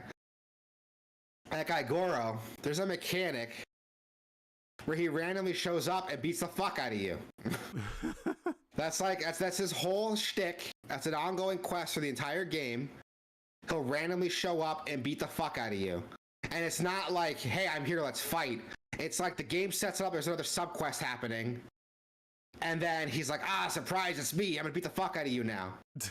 What is the objective for the quest? So the objective is to like fight him off, and when you get these like unique fights, I'm trying to remember it specifically, but basically the story of the game is that you went to prison for a crime you didn't do, you're taking the fall for somebody. And by the time you come out, your skills have all like atrophied. And Goro's like, oh bro, this is embarrassing. Like, you used to be the shit. And now you're just shit. So I'm gonna do you a favor. And you're like, please don't do me any favors. He's like, I'm gonna challenge you and randomly try to beat the fuck out of you so you can like get your skills back. And as you do that, you unlock this like specific fighting style. And you can only get points for it by completing these like random quests he like pulls you into. And they get fucking wild, dude. Like, there's one where like you hear like a woman screaming and you go to help her. And it sounds like a woman like talking. She's like, I need help. And he turns around and he's like, it's me, Goro. And he fucking punches you in the chest. No, he pulls a knife on you. He's like, we're fighting now. And he fights you like in a fucking dress. It's so wild, dude. Like, I can't imagine that's like the most creative he gets, but he gets creative with like how he's fucking with you. And he'll randomly just show up. He'll pop out of trash cans and be like, you and me, let's fight now. And there's no prep time. There's no like skipping it. It's like, no, you're fighting Goro now. So the games have always been kind of wacky. It's just, I feel like they might be either they're doubling down on it now, or it's just more apparent how wacky they are. Yeah. But yeah, I'm into it. This game looks dope.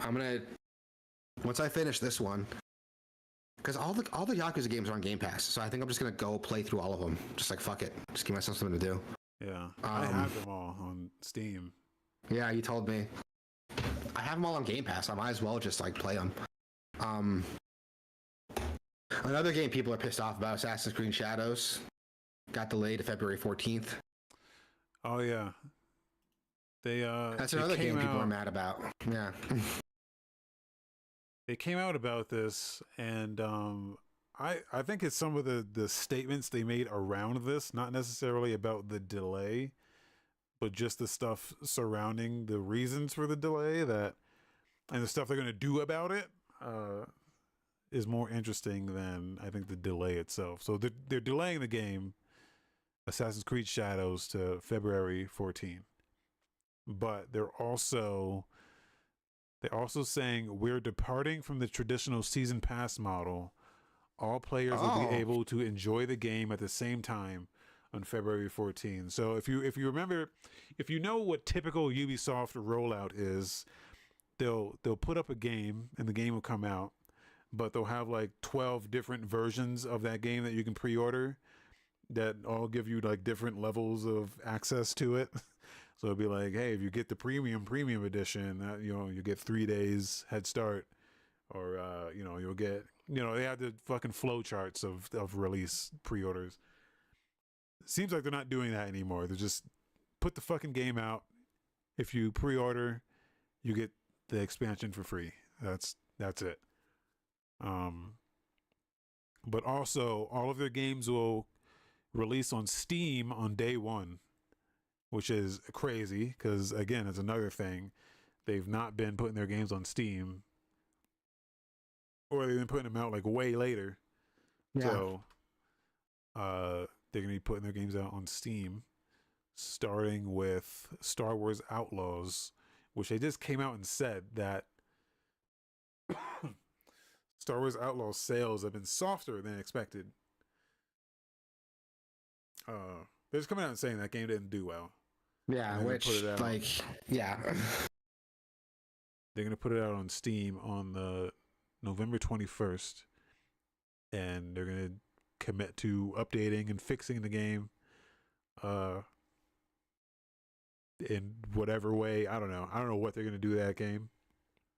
The way they've been talking about it is weird, with the stealth sections being they state the early game stealth sections, which I don't have a problem with any of that. It was more of the later, like mid game stealth sections that kind of seemed broken to me, but I don't even know. Oh yeah. Well, because it has like straight up like you get caught, you fail stealth, and I think the early game. Okay. But I'm not totally sure because I never got caught. So. Yeah, I'm not sure what their plan is with it, and I am excited to hear that they're like doing some consumer-friendly stuff, moving away from the season pass model. Releasing on Steam day one. But the game has a woman and a black guy as a playable character, so nobody wants to touch it. Yeah, that thing you showed me, they have like a Google Doc listing all the woke games is fucking crazy. Yeah, and it's fucking dumb because they pick the dumbest. They have 3 categories. It's like, don't play, too woke. What is it? There's like basically the categories are like don't play, it's too woke, and a little woke, but it's okay. And like not woke at all. What do they determine as okay? I'll have to go through the doc again, but I think I saw Life is Strange was on there, and that was okay for some fucking reason. But like Elden Ring was like no, because the game has you pick a body type instead of like male female, which is fucking ridiculous. Miles Morales is like a no. It's like, oh, because it's got a black protagonist who overshadows the white Peter Parker. It's like, yeah, it's his fucking game. It's named after him. Are you fucking with me now? Like, did you go to the Venom movie and get pissed off? It's like, oh, Venom really overshadowed Peter Parker in this. Get the fuck out of here. Okay, I wasn't. This list is like way more in depth than. Are they trying to like chronicle every fucking game ever made? I guess so. Yeah, here we go. It's like not recommended, recommended, informational, which is like in the middle.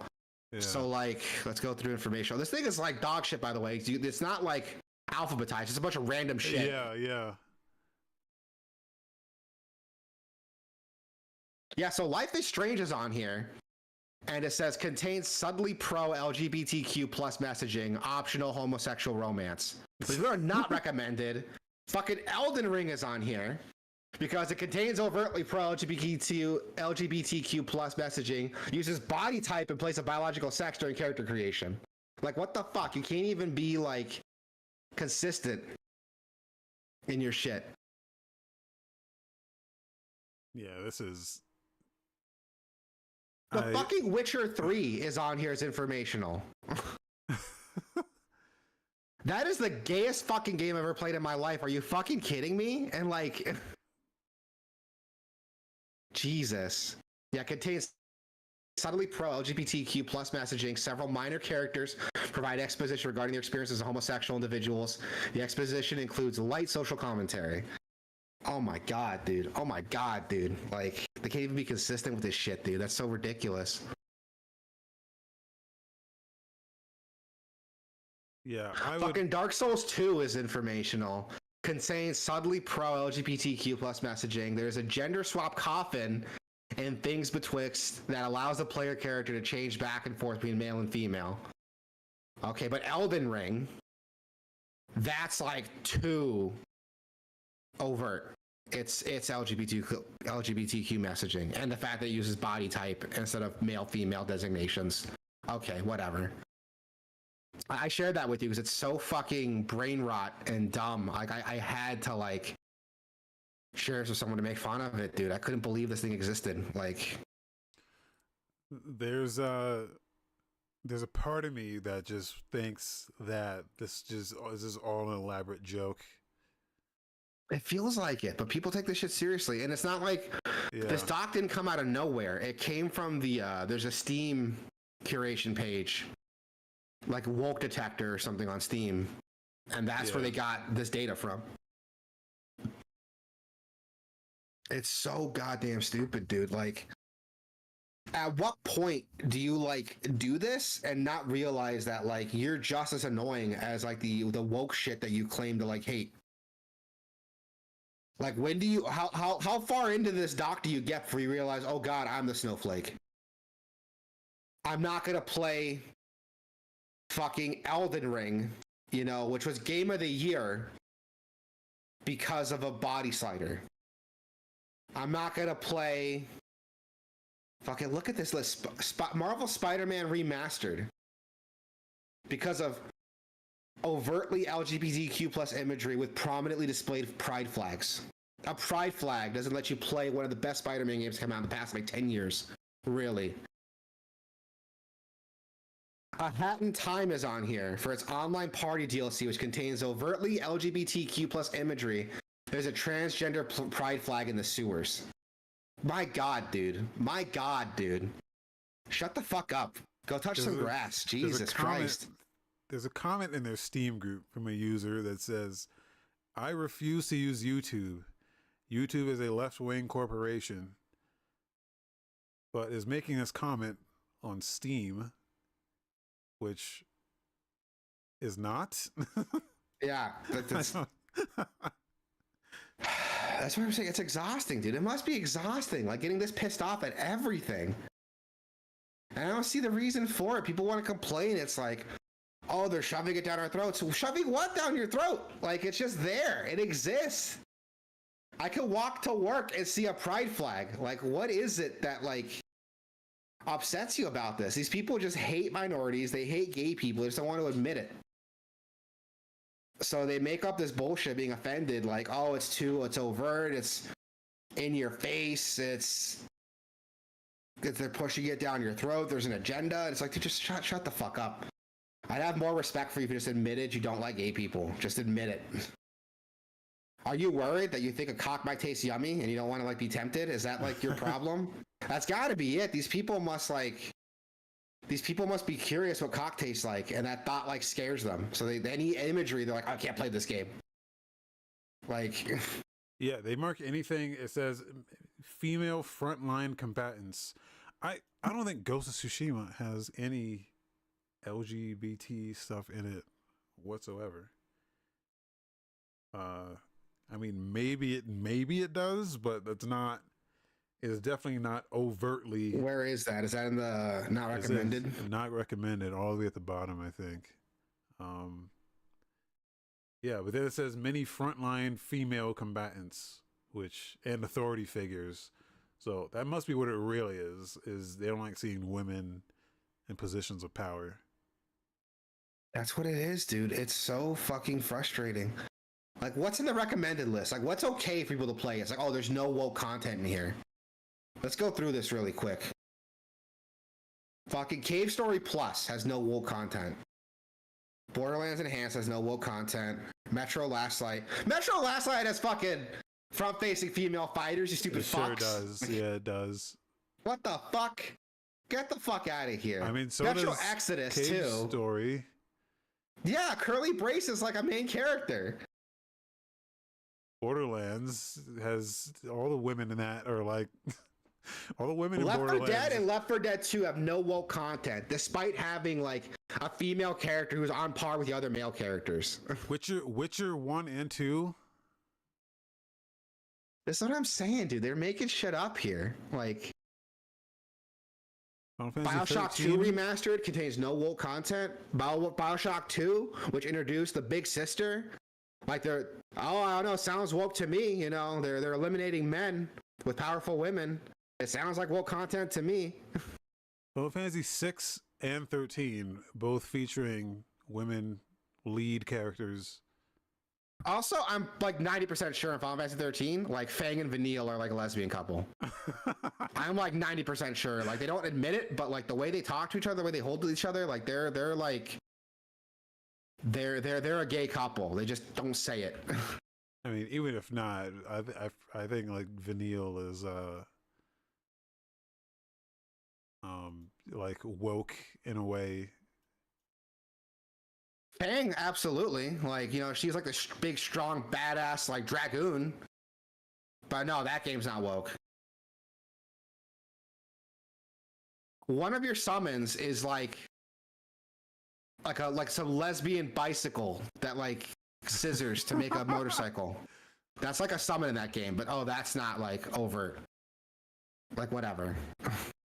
You can make the argument, it's like, oh, well, it's not like a pro-LGBT thing, it's like a male gaze thing. Okay, it sounds pretty woke to me to justify it like that, so. Days Gone has LGBT stuff. I'm almost certain. That's what I'm saying, dude. These people are just making shit up. Like, yeah. Also, what is woke? Is it just like gay and minority stuff? Is that it?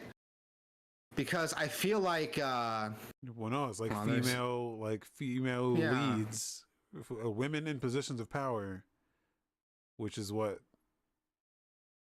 enough to get not recommended for Ghost of Tsushima.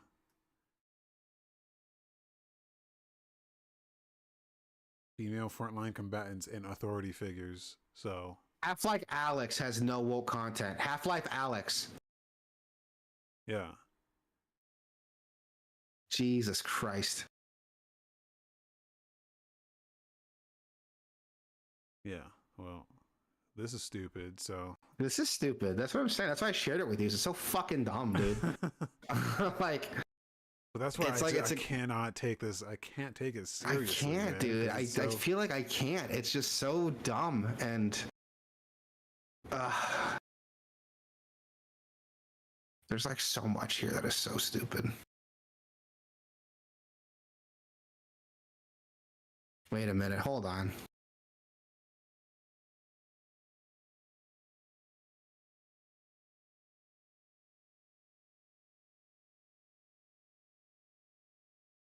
What the fuck? Okay, so Bloodstained,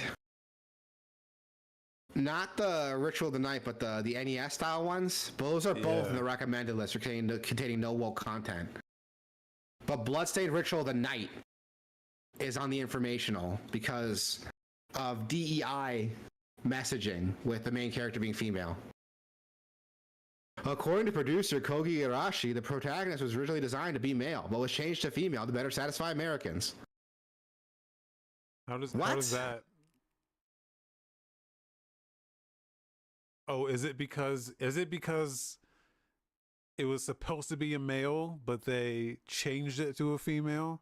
I guess. That makes it woke. Not that it was originally intended to be a female, but they changed it from a male to a female. Yeah, but that character is playable in the fucking NES style games. So by that logic, you should take those games off the list too. But no, those are fine. Those have no woke content. Like, what the fuck? Like, get out of here, dude. Like, this is what I'm saying. It's bullshit. Like, but how would they know unless they came out and said, no, yeah, this was originally a male, but we changed it. According to the article, according to this like sheet, Kogi Igarashi said that, but they of course they have no link to where he said that or like their source here. I'm just saying they only know that because he apparently said that, but there could be times where no one said anything, but they changed the character and you just would never know. Also, let's be honest here, right? Like these guys, these people that are complaining, I'm going to say guys, it's mostly guys, right? Complaining about this stuff. Miriam's power in that game is that she has these shards, right, on her body. So she shows off her back to like absorb these shards to get her power.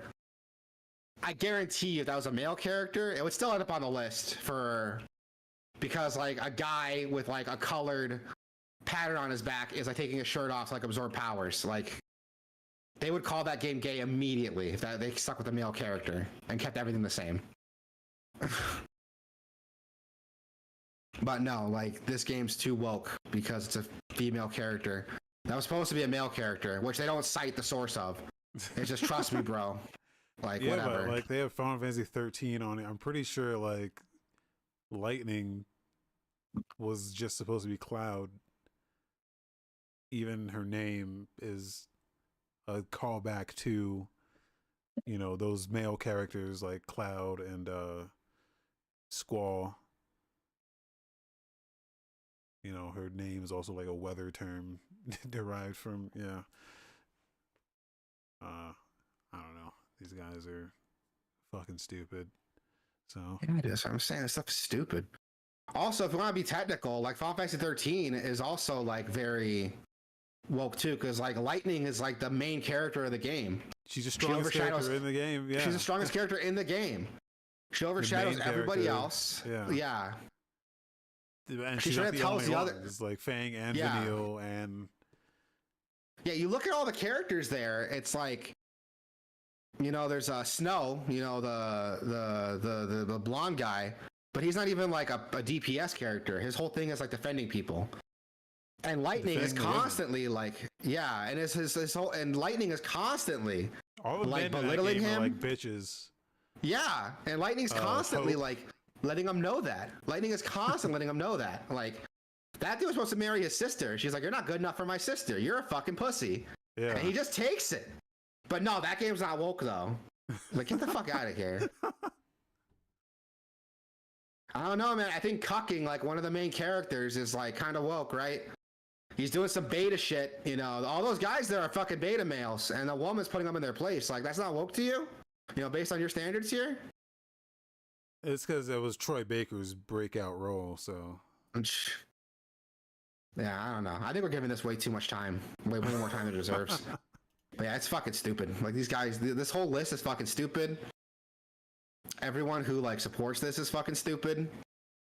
And if you're offended that I'm calling you fucking stupid, good, because you're fucking stupid. Like, I don't know. I'll never. God damn, just play the fucking game, dude. Like, I don't understand. Like, I like there's people on their like thing that's like, hey, should I buy this game? Is it woke? Is it okay to buy this? And I think that's funny. That is so funny. That's like some sheep shit, dude. Like all these like, oh, I don't let like the media tell me how to think. Sure do love like having other people tell them what to think and buy. Like, yeah, whatever. That is so wild to me, dude. Like, I don't know. I have one of my friends is in this group. Get the fuck out of here, yeah? Someone's on my friend list in this group. You should message him right now. Be like, bro, explain yourself. Like, Well, I don't think I know this person actually. I think he's just a rando I found. okay, that's fine then. Yeah. That's acceptable. You just unfriend him and call it a day. Yeah.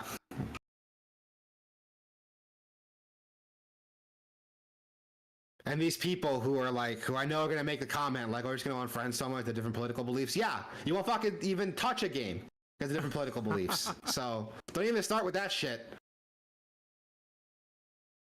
Which, by the way, most of this political messaging is just like, "Hey, we're people too, and we should get representation." Like, it's so weird to me that like games have become so diverse and such varied experiences and creative, and everyone's just like, but I just want to play a normal boring white guy, which was like the shit that we made fun of when that was like the popular thing back in the day. Remember that? Yeah. Like every first person shooter was like some like middle-aged or younger white guy with like a short haircut, and people made fun of that. And now it's like, no, I want that back though. Like, come on, dude. Like, Jesus Christ. All right. Well, you're giving this way more time than it deserves to get. Like, fuck this whole list. Fuck this whole list, and fuck the people who think this way. Game releases. We got a couple games coming out. We got Cryptmaster dropping October 3rd for PS4, PS5, Xbox One, and Series X. We got Ichi Chibi Edition dropping on Switch. Kill Knight dropping on PC, Switch, PS4, PS5, Xbox One, and Series X. This game actually looks good. Have you seen that game yet, Kill Knight? I've seen it on like people talking about it. Yeah, it looks dope. Like seen it yet. It looks dope. Like that trailer like sold me on it. Very stylized. Yeah. It's like a Diablo mixed with like Devil May Cry. Say no more. I'm into it. MechWarrior 5 Clans dropping on PC, PS5, and Series X. Meiji Tokyo Renka Full Moon dropping on PC and Switch. Parcel Course dropping on PC, PS5, and Xbox Series X. We got Refined Self, the personality test game, dropping on Switch. Victory Heat Rally dropping on PC and mobile. You can follow up. You play Victory Heat Mobile? Is it woke? It is not woke. Does it have overt DEI messaging? Did the developers say, "Oh, the character is supposed to be male, but we changed it to female," and then you're not going to source it? No, there was none of that in there. This is a approved. This is recommended. Yeah, no, I played this in the demo derby. Yeah. It's just a fun little arcade racing game. Drifting, fucking jumping, doing flips and shit. Fucking going fast. It's good. That sounds cool. I can fuck with that. That sounds awesome. You know what? There's different characters. One of them might be trans. So we're going to have to go back and investigate.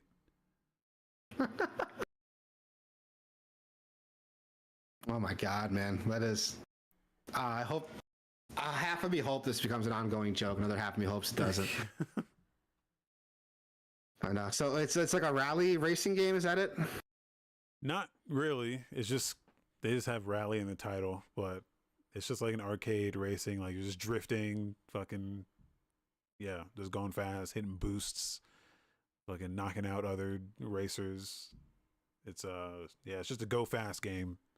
Drift and go fast. That's it. It's fun. Doing tricks and stunts. Yeah. Slalom. I'm into that. Yeah.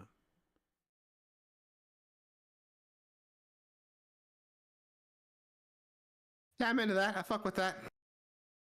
I like me some good like arcadey games. Yeah. Soundtrack. I think I remember the soundtrack being dope. Yeah. Really cool. Scoutfold. Yeah, Scoutfold, Into the Fray. That game looked good. Looks like a... Is this the one I'm thinking of? I should probably like open it before I just start talking shit, because I think this is the one I'm thinking of. That looks like Castlevania. Looks... No. No, this is not what I was thinking of. What is this?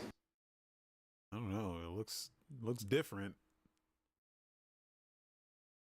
Liberate the Isle of Portland.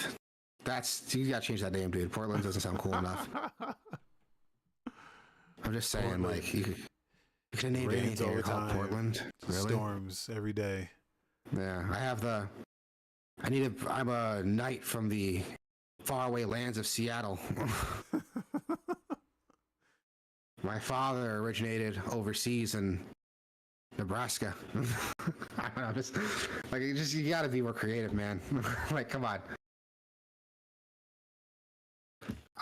Yeah, this looks interesting. Like, it's like a top-down twin-stick action game. I'm into it. It was a demo. Check out the demo. Yeah. It's Yeah, really, looks cool. looks indie AF. Yeah, it does. It's kind of got a style to it.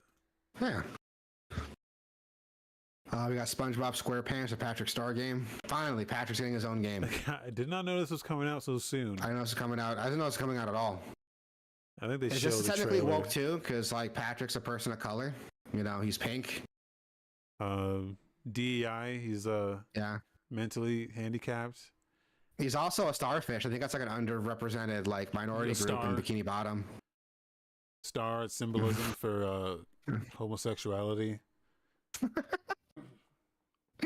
Oh man. I mean, I don't know, man. He walks around shirtless all the time. SpongeBob's his best friend. You know, they're always playing, quote unquote, out in Jellyfish Fields. You know, where nobody could see them. I don't know, man. Sounds gay to me. They're trying to indoctrinate your kids, man. You mean to tell me like two guys in their 20s, you know, no girlfriends, just hang out with each other all the time? They're just friends, yeah? Yeah. You want to tell me that that guy with Oscar Wilde was his roommate too? Get the fuck out of here! Like, Oscar Wilde. yeah. Oh yeah, if you ever look up like old like famous like historical people, like Oscar Wilde is a good example. I think it was Oscar Wilde, but there's this trend of like history remembering historical figures that might have been gay. And instead of acknowledging that, they're like, oh yeah, he lived with his roommate until he died or something. I think God, there was one that's like a really blatant example. I can't remember. There's some writer, and it was like, oh yeah, she never married, she never had kids, but she had her best friend, and they were roommates till the day she died. Something like that. I'm drawing parallels to that and SpongeBob and Patrick's relationship. Yeah. The joke's a bit of a thinker, but I thought it was clever. Anywho, Sword Art Online, Fractured Daydreams, dropping on PC, Switch, PS5, and Series X. Until Dawn, dropping on PC and PS5. And Zero, the Kamikaze Squirrel, dropping on PC, PS4, PS5, Xbox One, and Series X. What is this game, Zero? Is this racist? Is this a racist caricature of a... I think it's woke for you to ask that, man. Is it? Oh, you know, I'm sorry. I'm gonna go into the... Put this game in recommended. Go to your timeout corner. Yeah. Yeah. That I want you to looks go into your a- corner and I don't want you to come back till you say at least like 6 racial slurs. I don't know what the hell this game is. What is this game? I'm looking at it right now and I'm like, what is this? Well, it's just that the way they drew the squirrels kind of looks like one of those like racist caricatures of from like World War II. A little bit, like, oh god, he got the buck teeth and everything. Yeah. Yeah, he's like a squirrel though, so I can kind of excuse the buck teeth. He doesn't have like the that's eyes. why they could get away with it. You think like they made him a squirrel just to get away with like a racist caricature?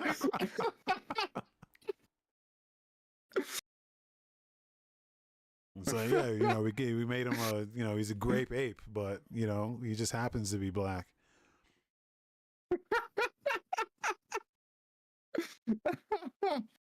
Oh man, there's this animated movie called Fritz the Cat.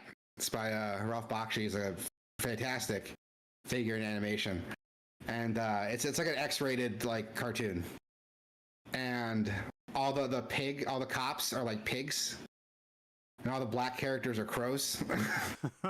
It's really fucking funny. It is so goddamn funny. It's like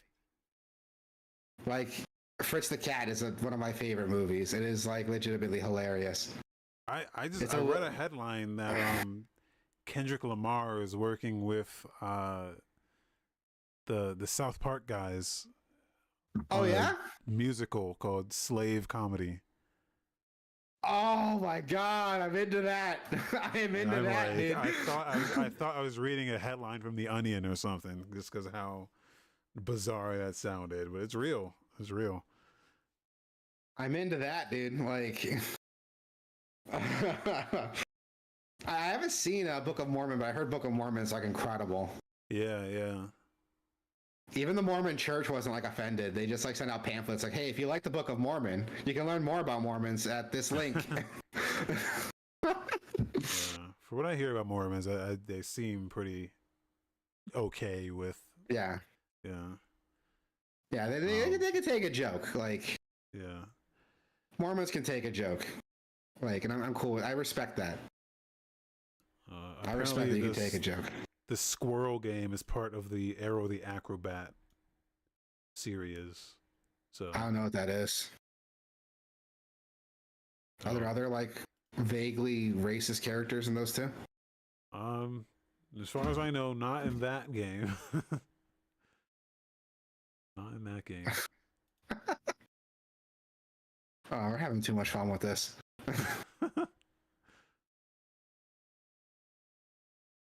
Oh, see, in the fucking look at this shit. In the gameplay, see in the artwork, they took off his headband has the fucking rising sun on it. Okay, yeah, and his name's Zero the Kamikaze. Yeah. Yeah. I'll put that in the maybe pile. Like, yeah.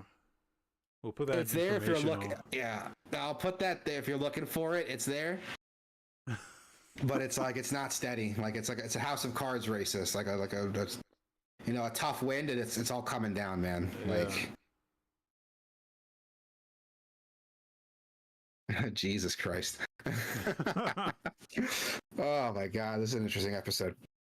What else you got?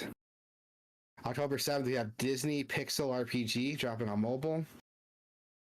Kill the Crows dropping on Switch. Kind Worlds 2, Lo-Fi City Pop dropping on PC. Never heard of that one. This Disney Pixel RPG.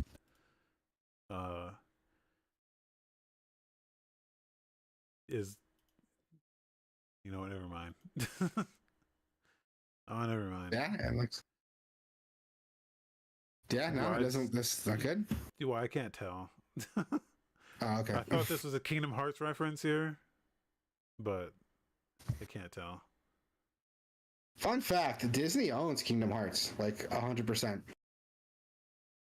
That's a bummer. Yeah, I thought like Square Enix owned like the Kingdom Hearts characters, like Sora and Axel and all of them, but no, Disney owns all of that. So they should be in this game. They should be. Yeah. I feel like this looks like a Heartless almost, and then it almost looks like there's like a. This one I can't see. You're not sharing your screen with me, so I can't see. Oh, it's on the stream. But even though Sora is made to look like Mickey Mouse. Yeah, that's the thing people don't understand. He's like made to look like he's made to fit in that like old school like cartoon aesthetic, but with like a modern like theming to it. They made a character here that looks like Sora looking like Mickey Mouse, almost like a a reference to the reference. All right, I'm pulling up the stream now so I can see it because I'm not going through that. Maybe if you just click the link for the thing, but. Oh, that straight up just looks like Sora. Yeah. Yeah. But actual like gameplay here. I would like to see a video. I would like to see this in action. Oh, there's a trailer here. Yeah, I don't know. The RPG. I don't know. Sounds like the idea sounds like it could be interesting. I just wanted to see it. Yeah, I think it's just like looks like an idle RPG though. I mean, one of those like. I'm into idle games. I'm still playing. Not idle, but like. Obelisk Miner. Which they're Yeah, having not like an their idle Halloween game like those. Final Fantasy had one, like those auto battler, like Oh yeah, yeah, gotcha RPGs. Yeah, that's what it looks like. yeah. Oh yeah, gotcha game. I didn't even think about that.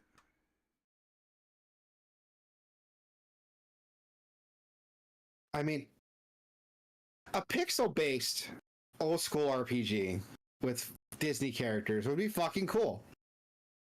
Like I'd play that. Yeah. Get Square on it. Have the Dragon Quest guys work on it. Yeah, I'd Well, fuck with that. well, I don't know if that's what they're doing. That's not what they're doing. That's not what they're doing at all. That's how I want them. I didn't see you commenting on there, Hambo. Thank you so much for joking around with us here. It's good to be around like-minded individuals.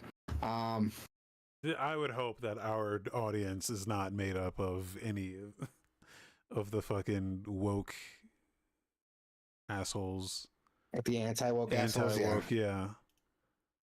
Yeah, I hope so too. Like, that shit's infuriating to me. Like, I'm still going on about it, but you know, I said I would stop, but it's just it's I don't like bullshit arguments. I don't like bullshit arguments. I don't like bad faith arguments. There's no argument other than I don't like this, therefore. Yeah. Which, yeah, they're free to not like it, and they're free to like make a list of things that they don't like. But I'm also free to like rip into them and call them a bunch of pussies. Yeah.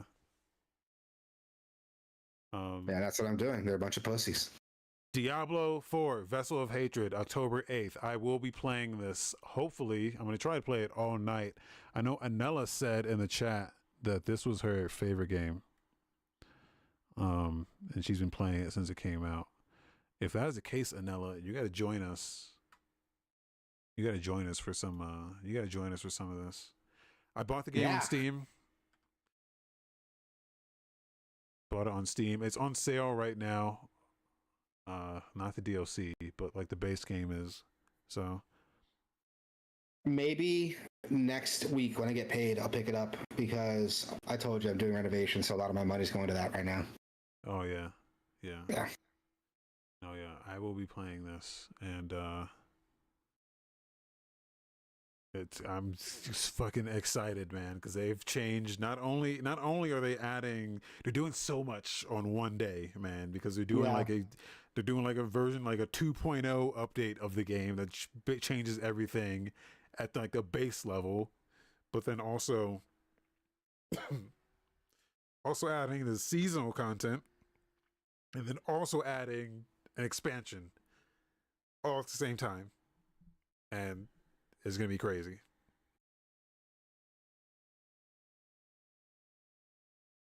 Yeah, it looks great. Even if like you say, even if you're not like getting the expansion, like they're adding so much shit to the base game, like there's still a reason for me to pop that in, to boot that game up October 8th. Just with like the new stuff to the seasonal content and the just everything's changing. Yeah, yeah. So I'm into it. I fucks with it. One of my agents at work is like super into Diablo too, so it's a bummer him and I can't play together. But him and I will talk occasionally about like what we're playing, and he's excited for like the new updates and stuff too. Like I'm really stoked. Oh, you can't play together because of yeah, I'm like I'm a supervisor. Rules. Yeah, I'm a supervisor, so we can't be friends outside of work. Yeah, that's fucked up. Yeah, a little bit. I played Diablo with my direct supervisors. Not Diablo, Destiny.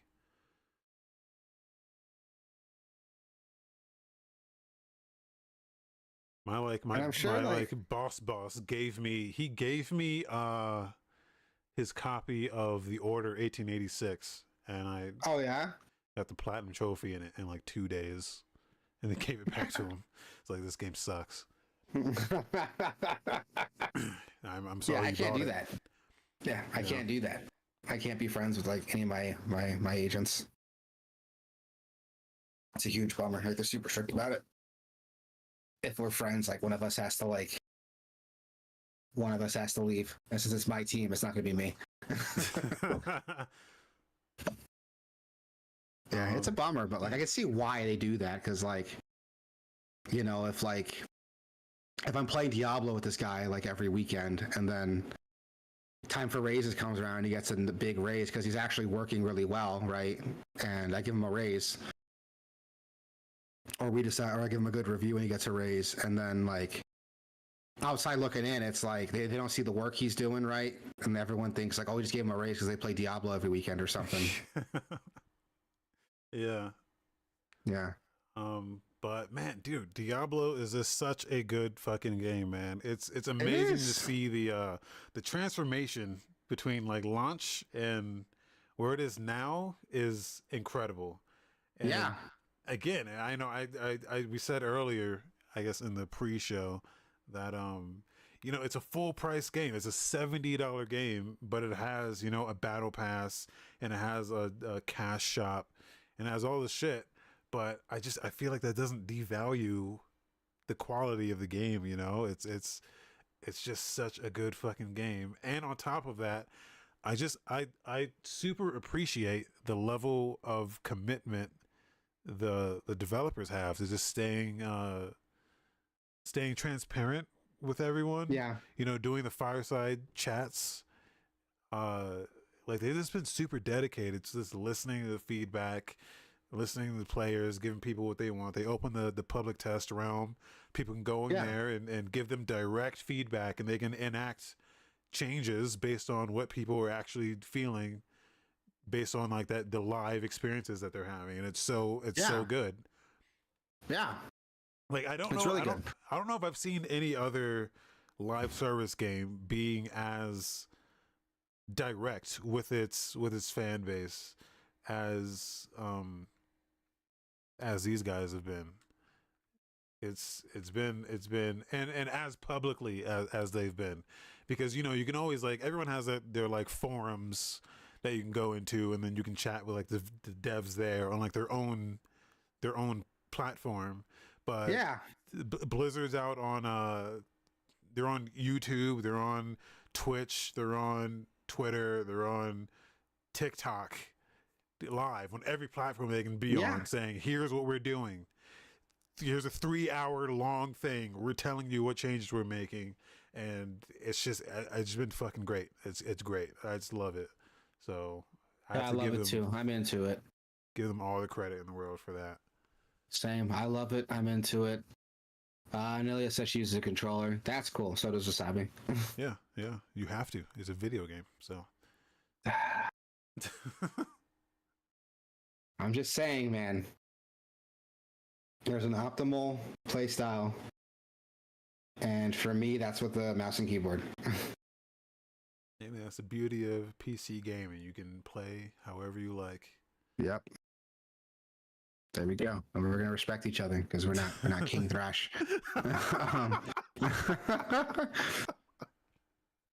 Well, no, you see, you gotta use a controller.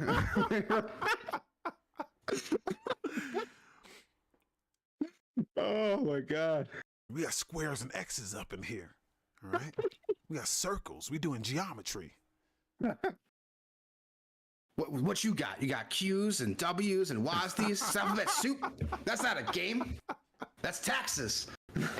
You Chef Boyardee over there? You Gerber? Nah. It's PlayStation. Oh see, we real gamers over here. The motherfucker's entertaining, man. Okay, I give him that. He's entertaining as fuck. He's entertaining in the same way like Alex Jones is entertaining. Like it's funny watching him just say just outrageous shit without any sort of like backing. But it's also kind of scary how many people like take it seriously. But see, that's the same thing that like the anti-woke motherfuckers. I feel like everyone true. That's the power and the scary part of like the internet, is because it used to be hard if you were into like fucking BDSM to find other people who were into that shit. But now with the power of the internet, you can just go and type in, hey, I like BDSM. Who else who else is into this shit? And then you get like 1,000 motherfuckers like, oh my god, I thought I was the only one. And yeah, see, and that's, you know, people can come together on some crazy shit like that. Yeah, but on the opposite side of that, you also have people who like, same example, right? Who like have a bad faith description of what BDSM is, and that information gets out, and everyone thinks the same thing. Yeah. Yeah. Yeah, Nella said there's probably a Discord for that. Yeah, absolutely. There's a Discord of everything now. Yeah, wouldn't be surprised. I think most like OnlyFans creators have like their own like personal Discord. Yeah. So you can just like talk with other people who are like into the same butthole as you are. Like it's beautiful, kind of. Anyone have the February 7th butthole? Say, oh yeah, I got them all archived by Tone. You want to hear the fucking best comment I've ever seen in my life, dude? Yeah. I was on Reddit. There's an Ask Reddit thread. Someone was like, what's an underrated sexual experience that you think more people should try? And the top comment was making love with the love of your life, knowing she loves you equally and you'll be together forever. I also saw a dude get his ass ate so good he came completely hands-free, and that seems like it'd be nice.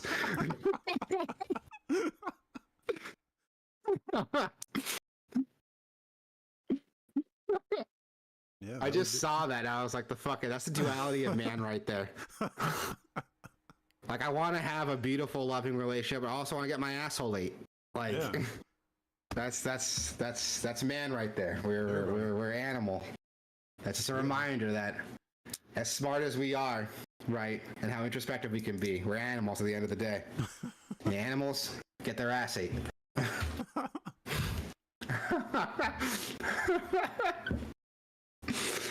Oh my god, we're a video game podcast, everybody.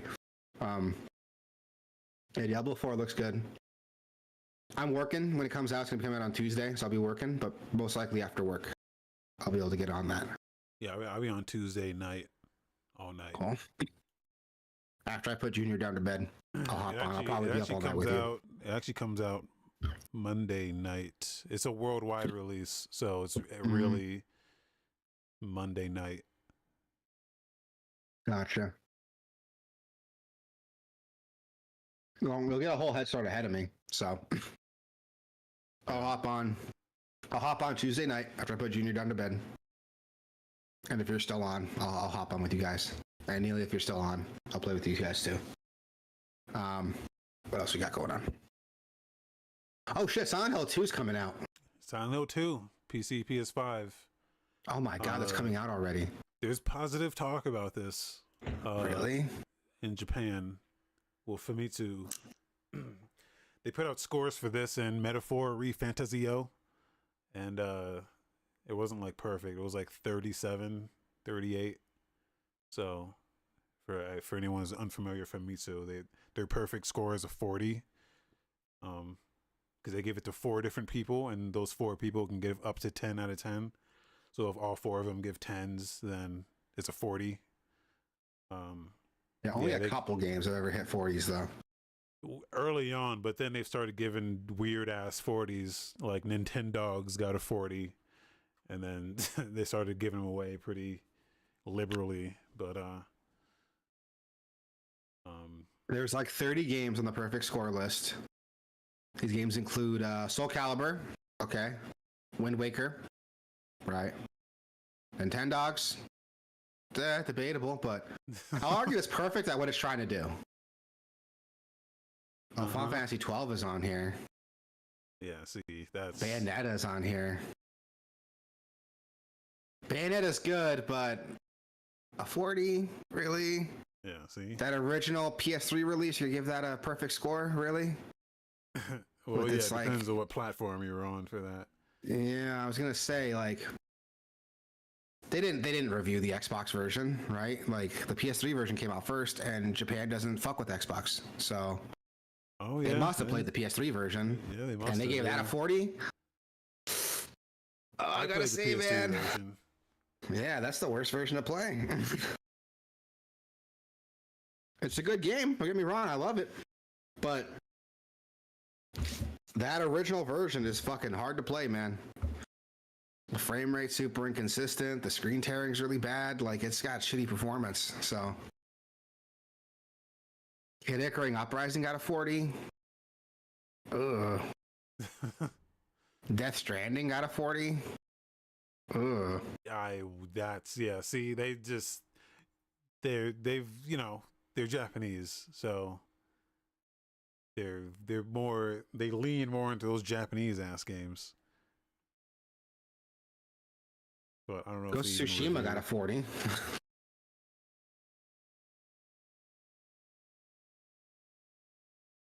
Yeah. It's weird to me that, like, yeah, this is a little, like, consistent for me. There's a couple here I could argue a 44. Like, Nintendogs might not be your cup of tea, but it does what it's supposed to do perfectly, right?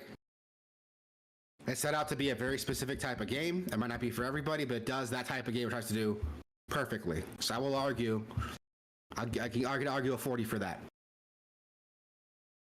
But Bayonetta on PS3, nah, that is not a 40. That is not a perfect game. Yeah. That's hard. That's far from perfect. Final Fantasy 12 too. That's another one that's not perfect. We know it's not perfect because it got like a fucking, international edition a year later that fixed all the shit that wasn't perfect about it.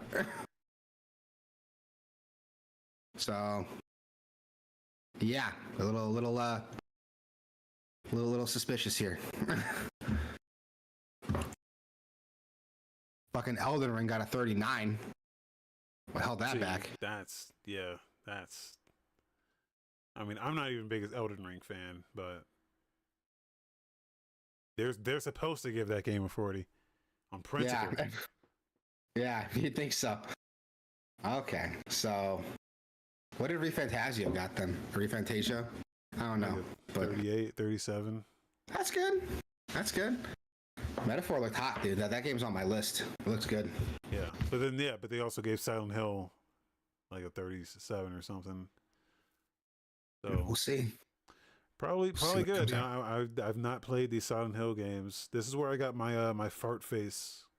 That's why I put fart face in my name because of this. Because of the character, like the facial capture for that game. No, she calls him a fart face. Does she? She's like, you're a fart face.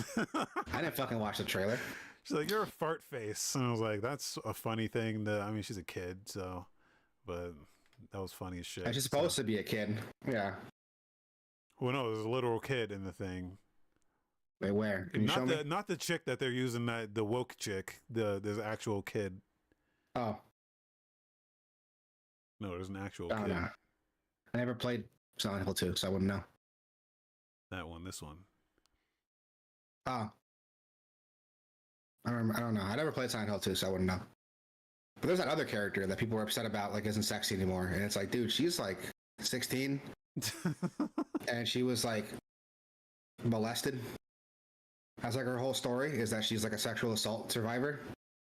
Yeah. Her fucking, where's that monster? Hold on. There's a monster in the game that's like her monster. Now, I only know about this because like a friend of mine is super into it, right? And there's implications that the monsters look different to different people. So I'm going to show you. This is her monster. It's called Abstract Daddy is the name of this monster. Look at this shit. Abstract Daddy? Yeah, look at this shit.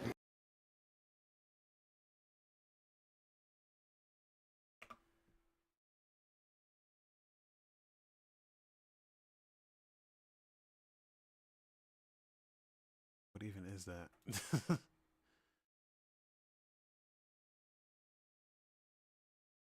To me, it looks like someone forcing themselves on someone.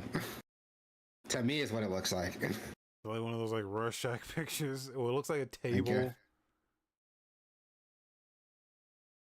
Yeah, I mean it's hard to tell. Yeah, it's supposed to be this like abstract, like scary thing. But the implication there is this character is a sexual assault survivor And the way this fucking thing moves, it's almost like thrusting when it moves around. Like, I think it's meant to like represent like someone forcing themselves on somebody. But what's crazy is that the game implies these monsters are different to different people. So through the eyes of the main character, James Sutherland, it looks like somebody watching somebody forcing themselves on someone. So does that mean to that character, it looks totally different to her? You know what I mean? Like we're the character, the creature we're looking at, if it is supposed to represent an assault, we're looking at it like at a third party perspective. So I can't imagine what that looks like to her. Bro, If that's supposed to represent. That's what I'm saying. She's not even hot in the original game. Like, but they made her a little bit chubbier in this one. So people are like, oh, the game's woke. The sexual assault victim is woke. Yeah, but not even. Yeah. Yeah, I don't know. I gotta pull up that list. Is Silent Hill on that list? I gotta see now. I mean, it's not out yet. They couldn't make a judgment like that without. There are some games on this list that aren't even out yet, dude. Like,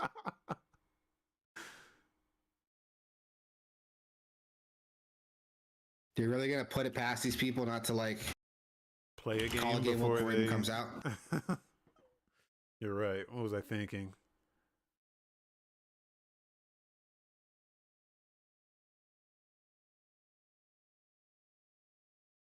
Only Angela knows what she sees. Her abstract daddy. James players and I can't see what she sees. We are on the James's side. And who can say abstract daddy, which James see, is the same as hers?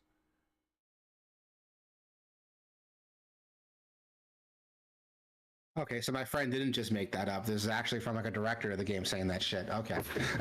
Yeah, it's Masahiro Ito, the character creature designer. Yeah. Well, if I pull up that list, you can search by like release date. There are some games coming out in 2025 that are already like not recommended. There's a game here, Shelf Life Art School Detective. It's coming out 2025, not recommended. For containing overtly pro-LGBTQ plus messaging, and the player character is non-binary and uses they them pronouns. Game's not even out yet, and they're like, "Nah, we don't recommend it." Woke AF. Hashtag. There are like 30 plus games on this list that are coming soon, and most of them are not recommended. Almost all of them are not recommended.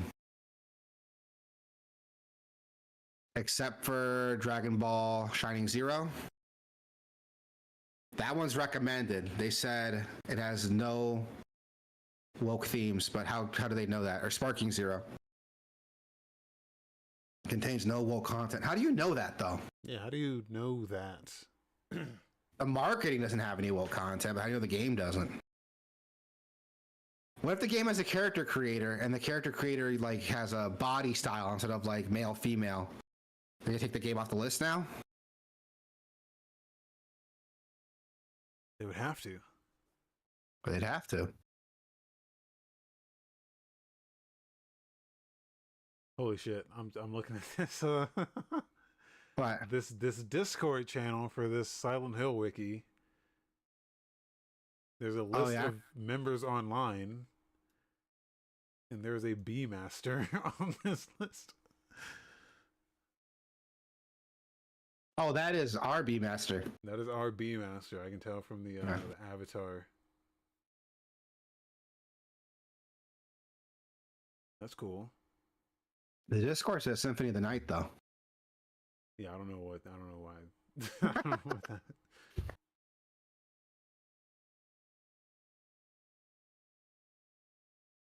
Okay. I wonder if it just like cycles up like people you know to like get you to like join Discord or something. I'm not even logged in here. This is just. Oh yeah. This is all of their members. It makes sense. B Master would show up. His name starts with a B, so it's probably the top of the list. Looks alphabetized. I mean, it doesn't. it Oh, makes it's not sense. alphabetized. Yeah. No, it is. It is. But it only makes sense because it's alphabetized. It's crazy that we've seen him. It's crazy that he's in there, and I Yeah. noticed it. I feel like B Master, no disrespect to him, I feel like he gets around. Like he's in a lot of discords. Oh yeah, yeah. Which good on him. I don't have the time to like be in multiple discords and like actively participate. Yeah. What are we talking about? Yeah, Silent Hill 2. You know, don't play it. It's all garbage. No,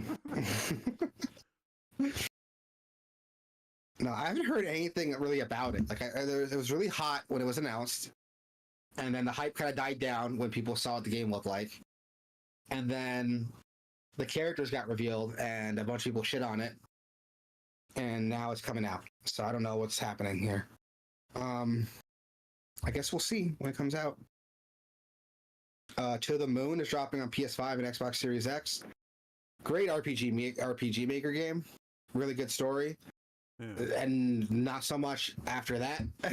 The gameplay is like it's an RPG Maker game, right? So you know what you're getting into. It's not an RPG. It's like a point and click story game, adventure. But the story's fun, and the music is good, and the artwork is good. I like it.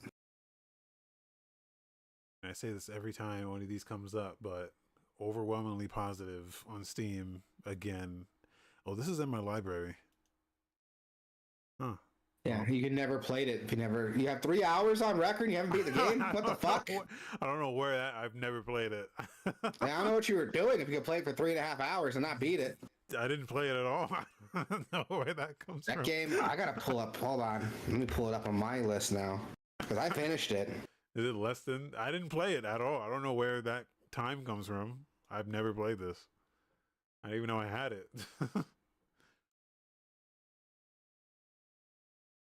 Okay, I have 4.5 hours on record for this game. And I beat it. I can't see the achievements though. There's only one achievement. What's the achievement? See the ending? Yeah. Okay, so I was clowning on you a little bit, but it took me 4.5 hours to beat it.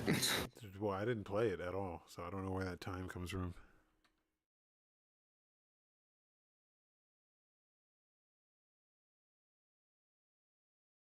Right. Pop All right, it's Slinger. Pop Slinger. That sounds like a racial slur. You dirty pop slinger. You damn pop slingers out here.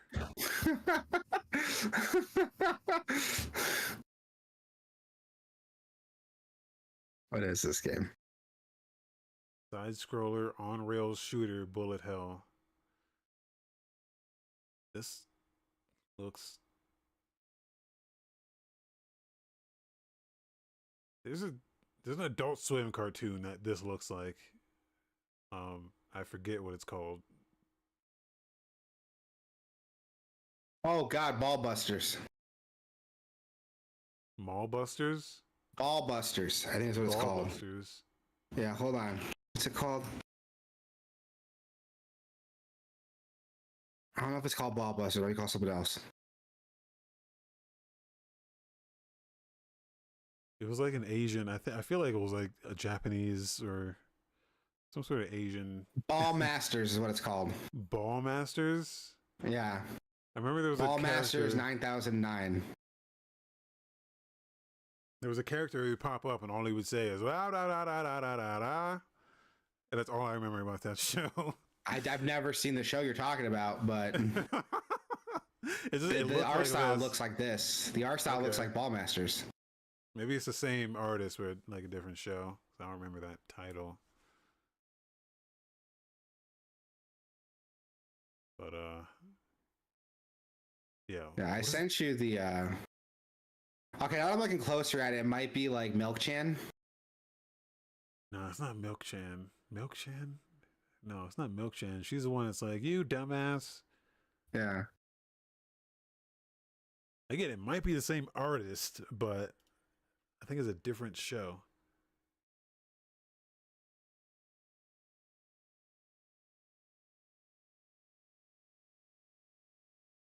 Yeah, I feel like it's a different show. No, because the art here looks too good. This art is too good. I feel like it's not. Like, But look up more images. Like, the art's not that great. see, maybe it has other stuff these guys worked on. Maybe, I don't know. Yeah, you would know it. You would know the show from that thing I just did. It was like a random ass like character. You pop up, and all he would say is ah da da da da da da da. And like that was it. Was it like an anime or? No, no, it was like a cartoon. It was like this. It was like this Adult Swim bullshit. But it was like, Asian.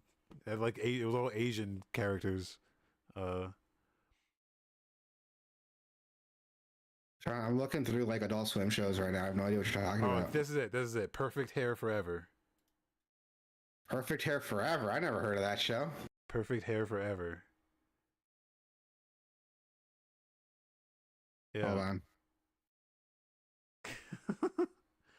Yeah, it was this shit.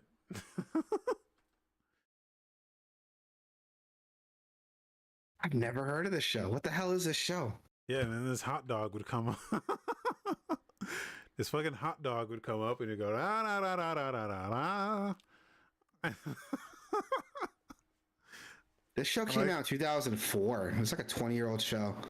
Jesus. Oh my god, this character design for that girl is like hilarious. That is so goddamn funny, dude. Like the art for this looks like this game. That's yeah, what I can that's see what that. I was. Yeah. Like straight out of those like draw your own manga like books you used to see like when you were in like middle school. Yeah. It's like how to draw manga and all the characters look like this.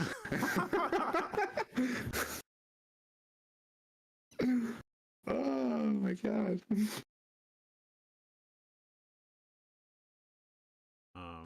Yeah, check out Perfect Hair Forever. I don't think I've ever, obviously I've seen the show, but I've never like watched it. You know what I'm saying? It's just like on in the background, and the fucking hot dog comes up, ah, da, da, da, da, da, da, and that's all I remember from it. And then just the look of it. I've never heard of this show. It just makes sense. It came out in 2004, lasted one season.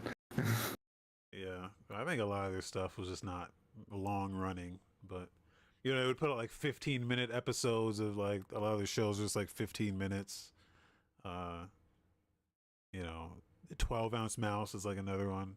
It's like I thought that show was funny, but this show premiered November 7th, 2004, ended April 1st, 2007 for 7 episodes. It ran for 3 years, 7 episodes. That's crazy. And then in 2014, as an April Fool's Day joke, it got 2 more episodes as like a goof. They're all 11 minutes. Yeah. See, I feel like they had a lot of shows that was like that. But I feel like 12-ounce mouse was the same. Yeah. Like maybe like Renegade Angel. Like I feel like they had a lot of stuff that was just like that. I think Robot Chicken was the same way. Like the first season was like it aired over like 2 years, and they kept making jokes they're going to cancel it, and they just kept going.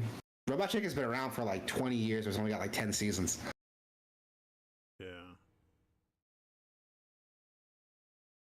Let me see. Yeah, 11 seasons. And this show came out 2005. So yeah, like 19 years, it's got 11 seasons. Which, respectable, but also like, why take so long between each season? I mean, they had a lot of bad shows on there, but for some, you watch it like high as shit, and it just didn't matter. I kind of like that about Adult Swim, though. Like, they just threw a bunch of random bullshit at the wall, and like every once in a while, one of them would stick. Like, yeah. But I don't even know if the point was for them to stick. It was kind of just, hey, we're just gonna.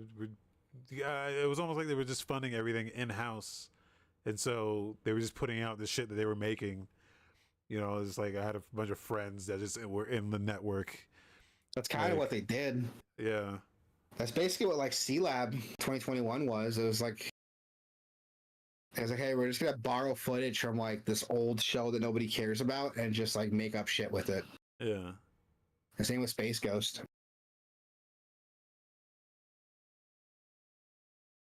So, anyway, that's And what Harvey Birdman. Pop Slinger. That's what Pop Slinger reminds me of. I put it in my wish list because I don't understand what the game is, but I'll check it out. Yeah, I'll check it out. Yeah, that's gonna do it, everybody. Thank you so much for coming into our show and listen to us like bitch about like being anti woke. Yeah, that shit's funny. Yeah, it was funny. Tell people they can find us, man. Guys, you can go to gameoverse.com, gameoverse.com/Twitch, gameoverse.com/YouTube, gameoverse.com/radio, 24/7 radio for your listening pleasure, gaming, music, all day, all night. gameoverse.com/Discord. Hop in there, chat with us, talk with us, hang out with us, play games with us. I'm gonna be playing Diablo non-stop. An unhealthy amount, probably, when that comes out on the 8th. So Tuesday night, join us for that. Okay. Yeah, come check us out. We're cool. In the meantime, you guys be safe, be nice to each other, and we'll see you all next week. Bye.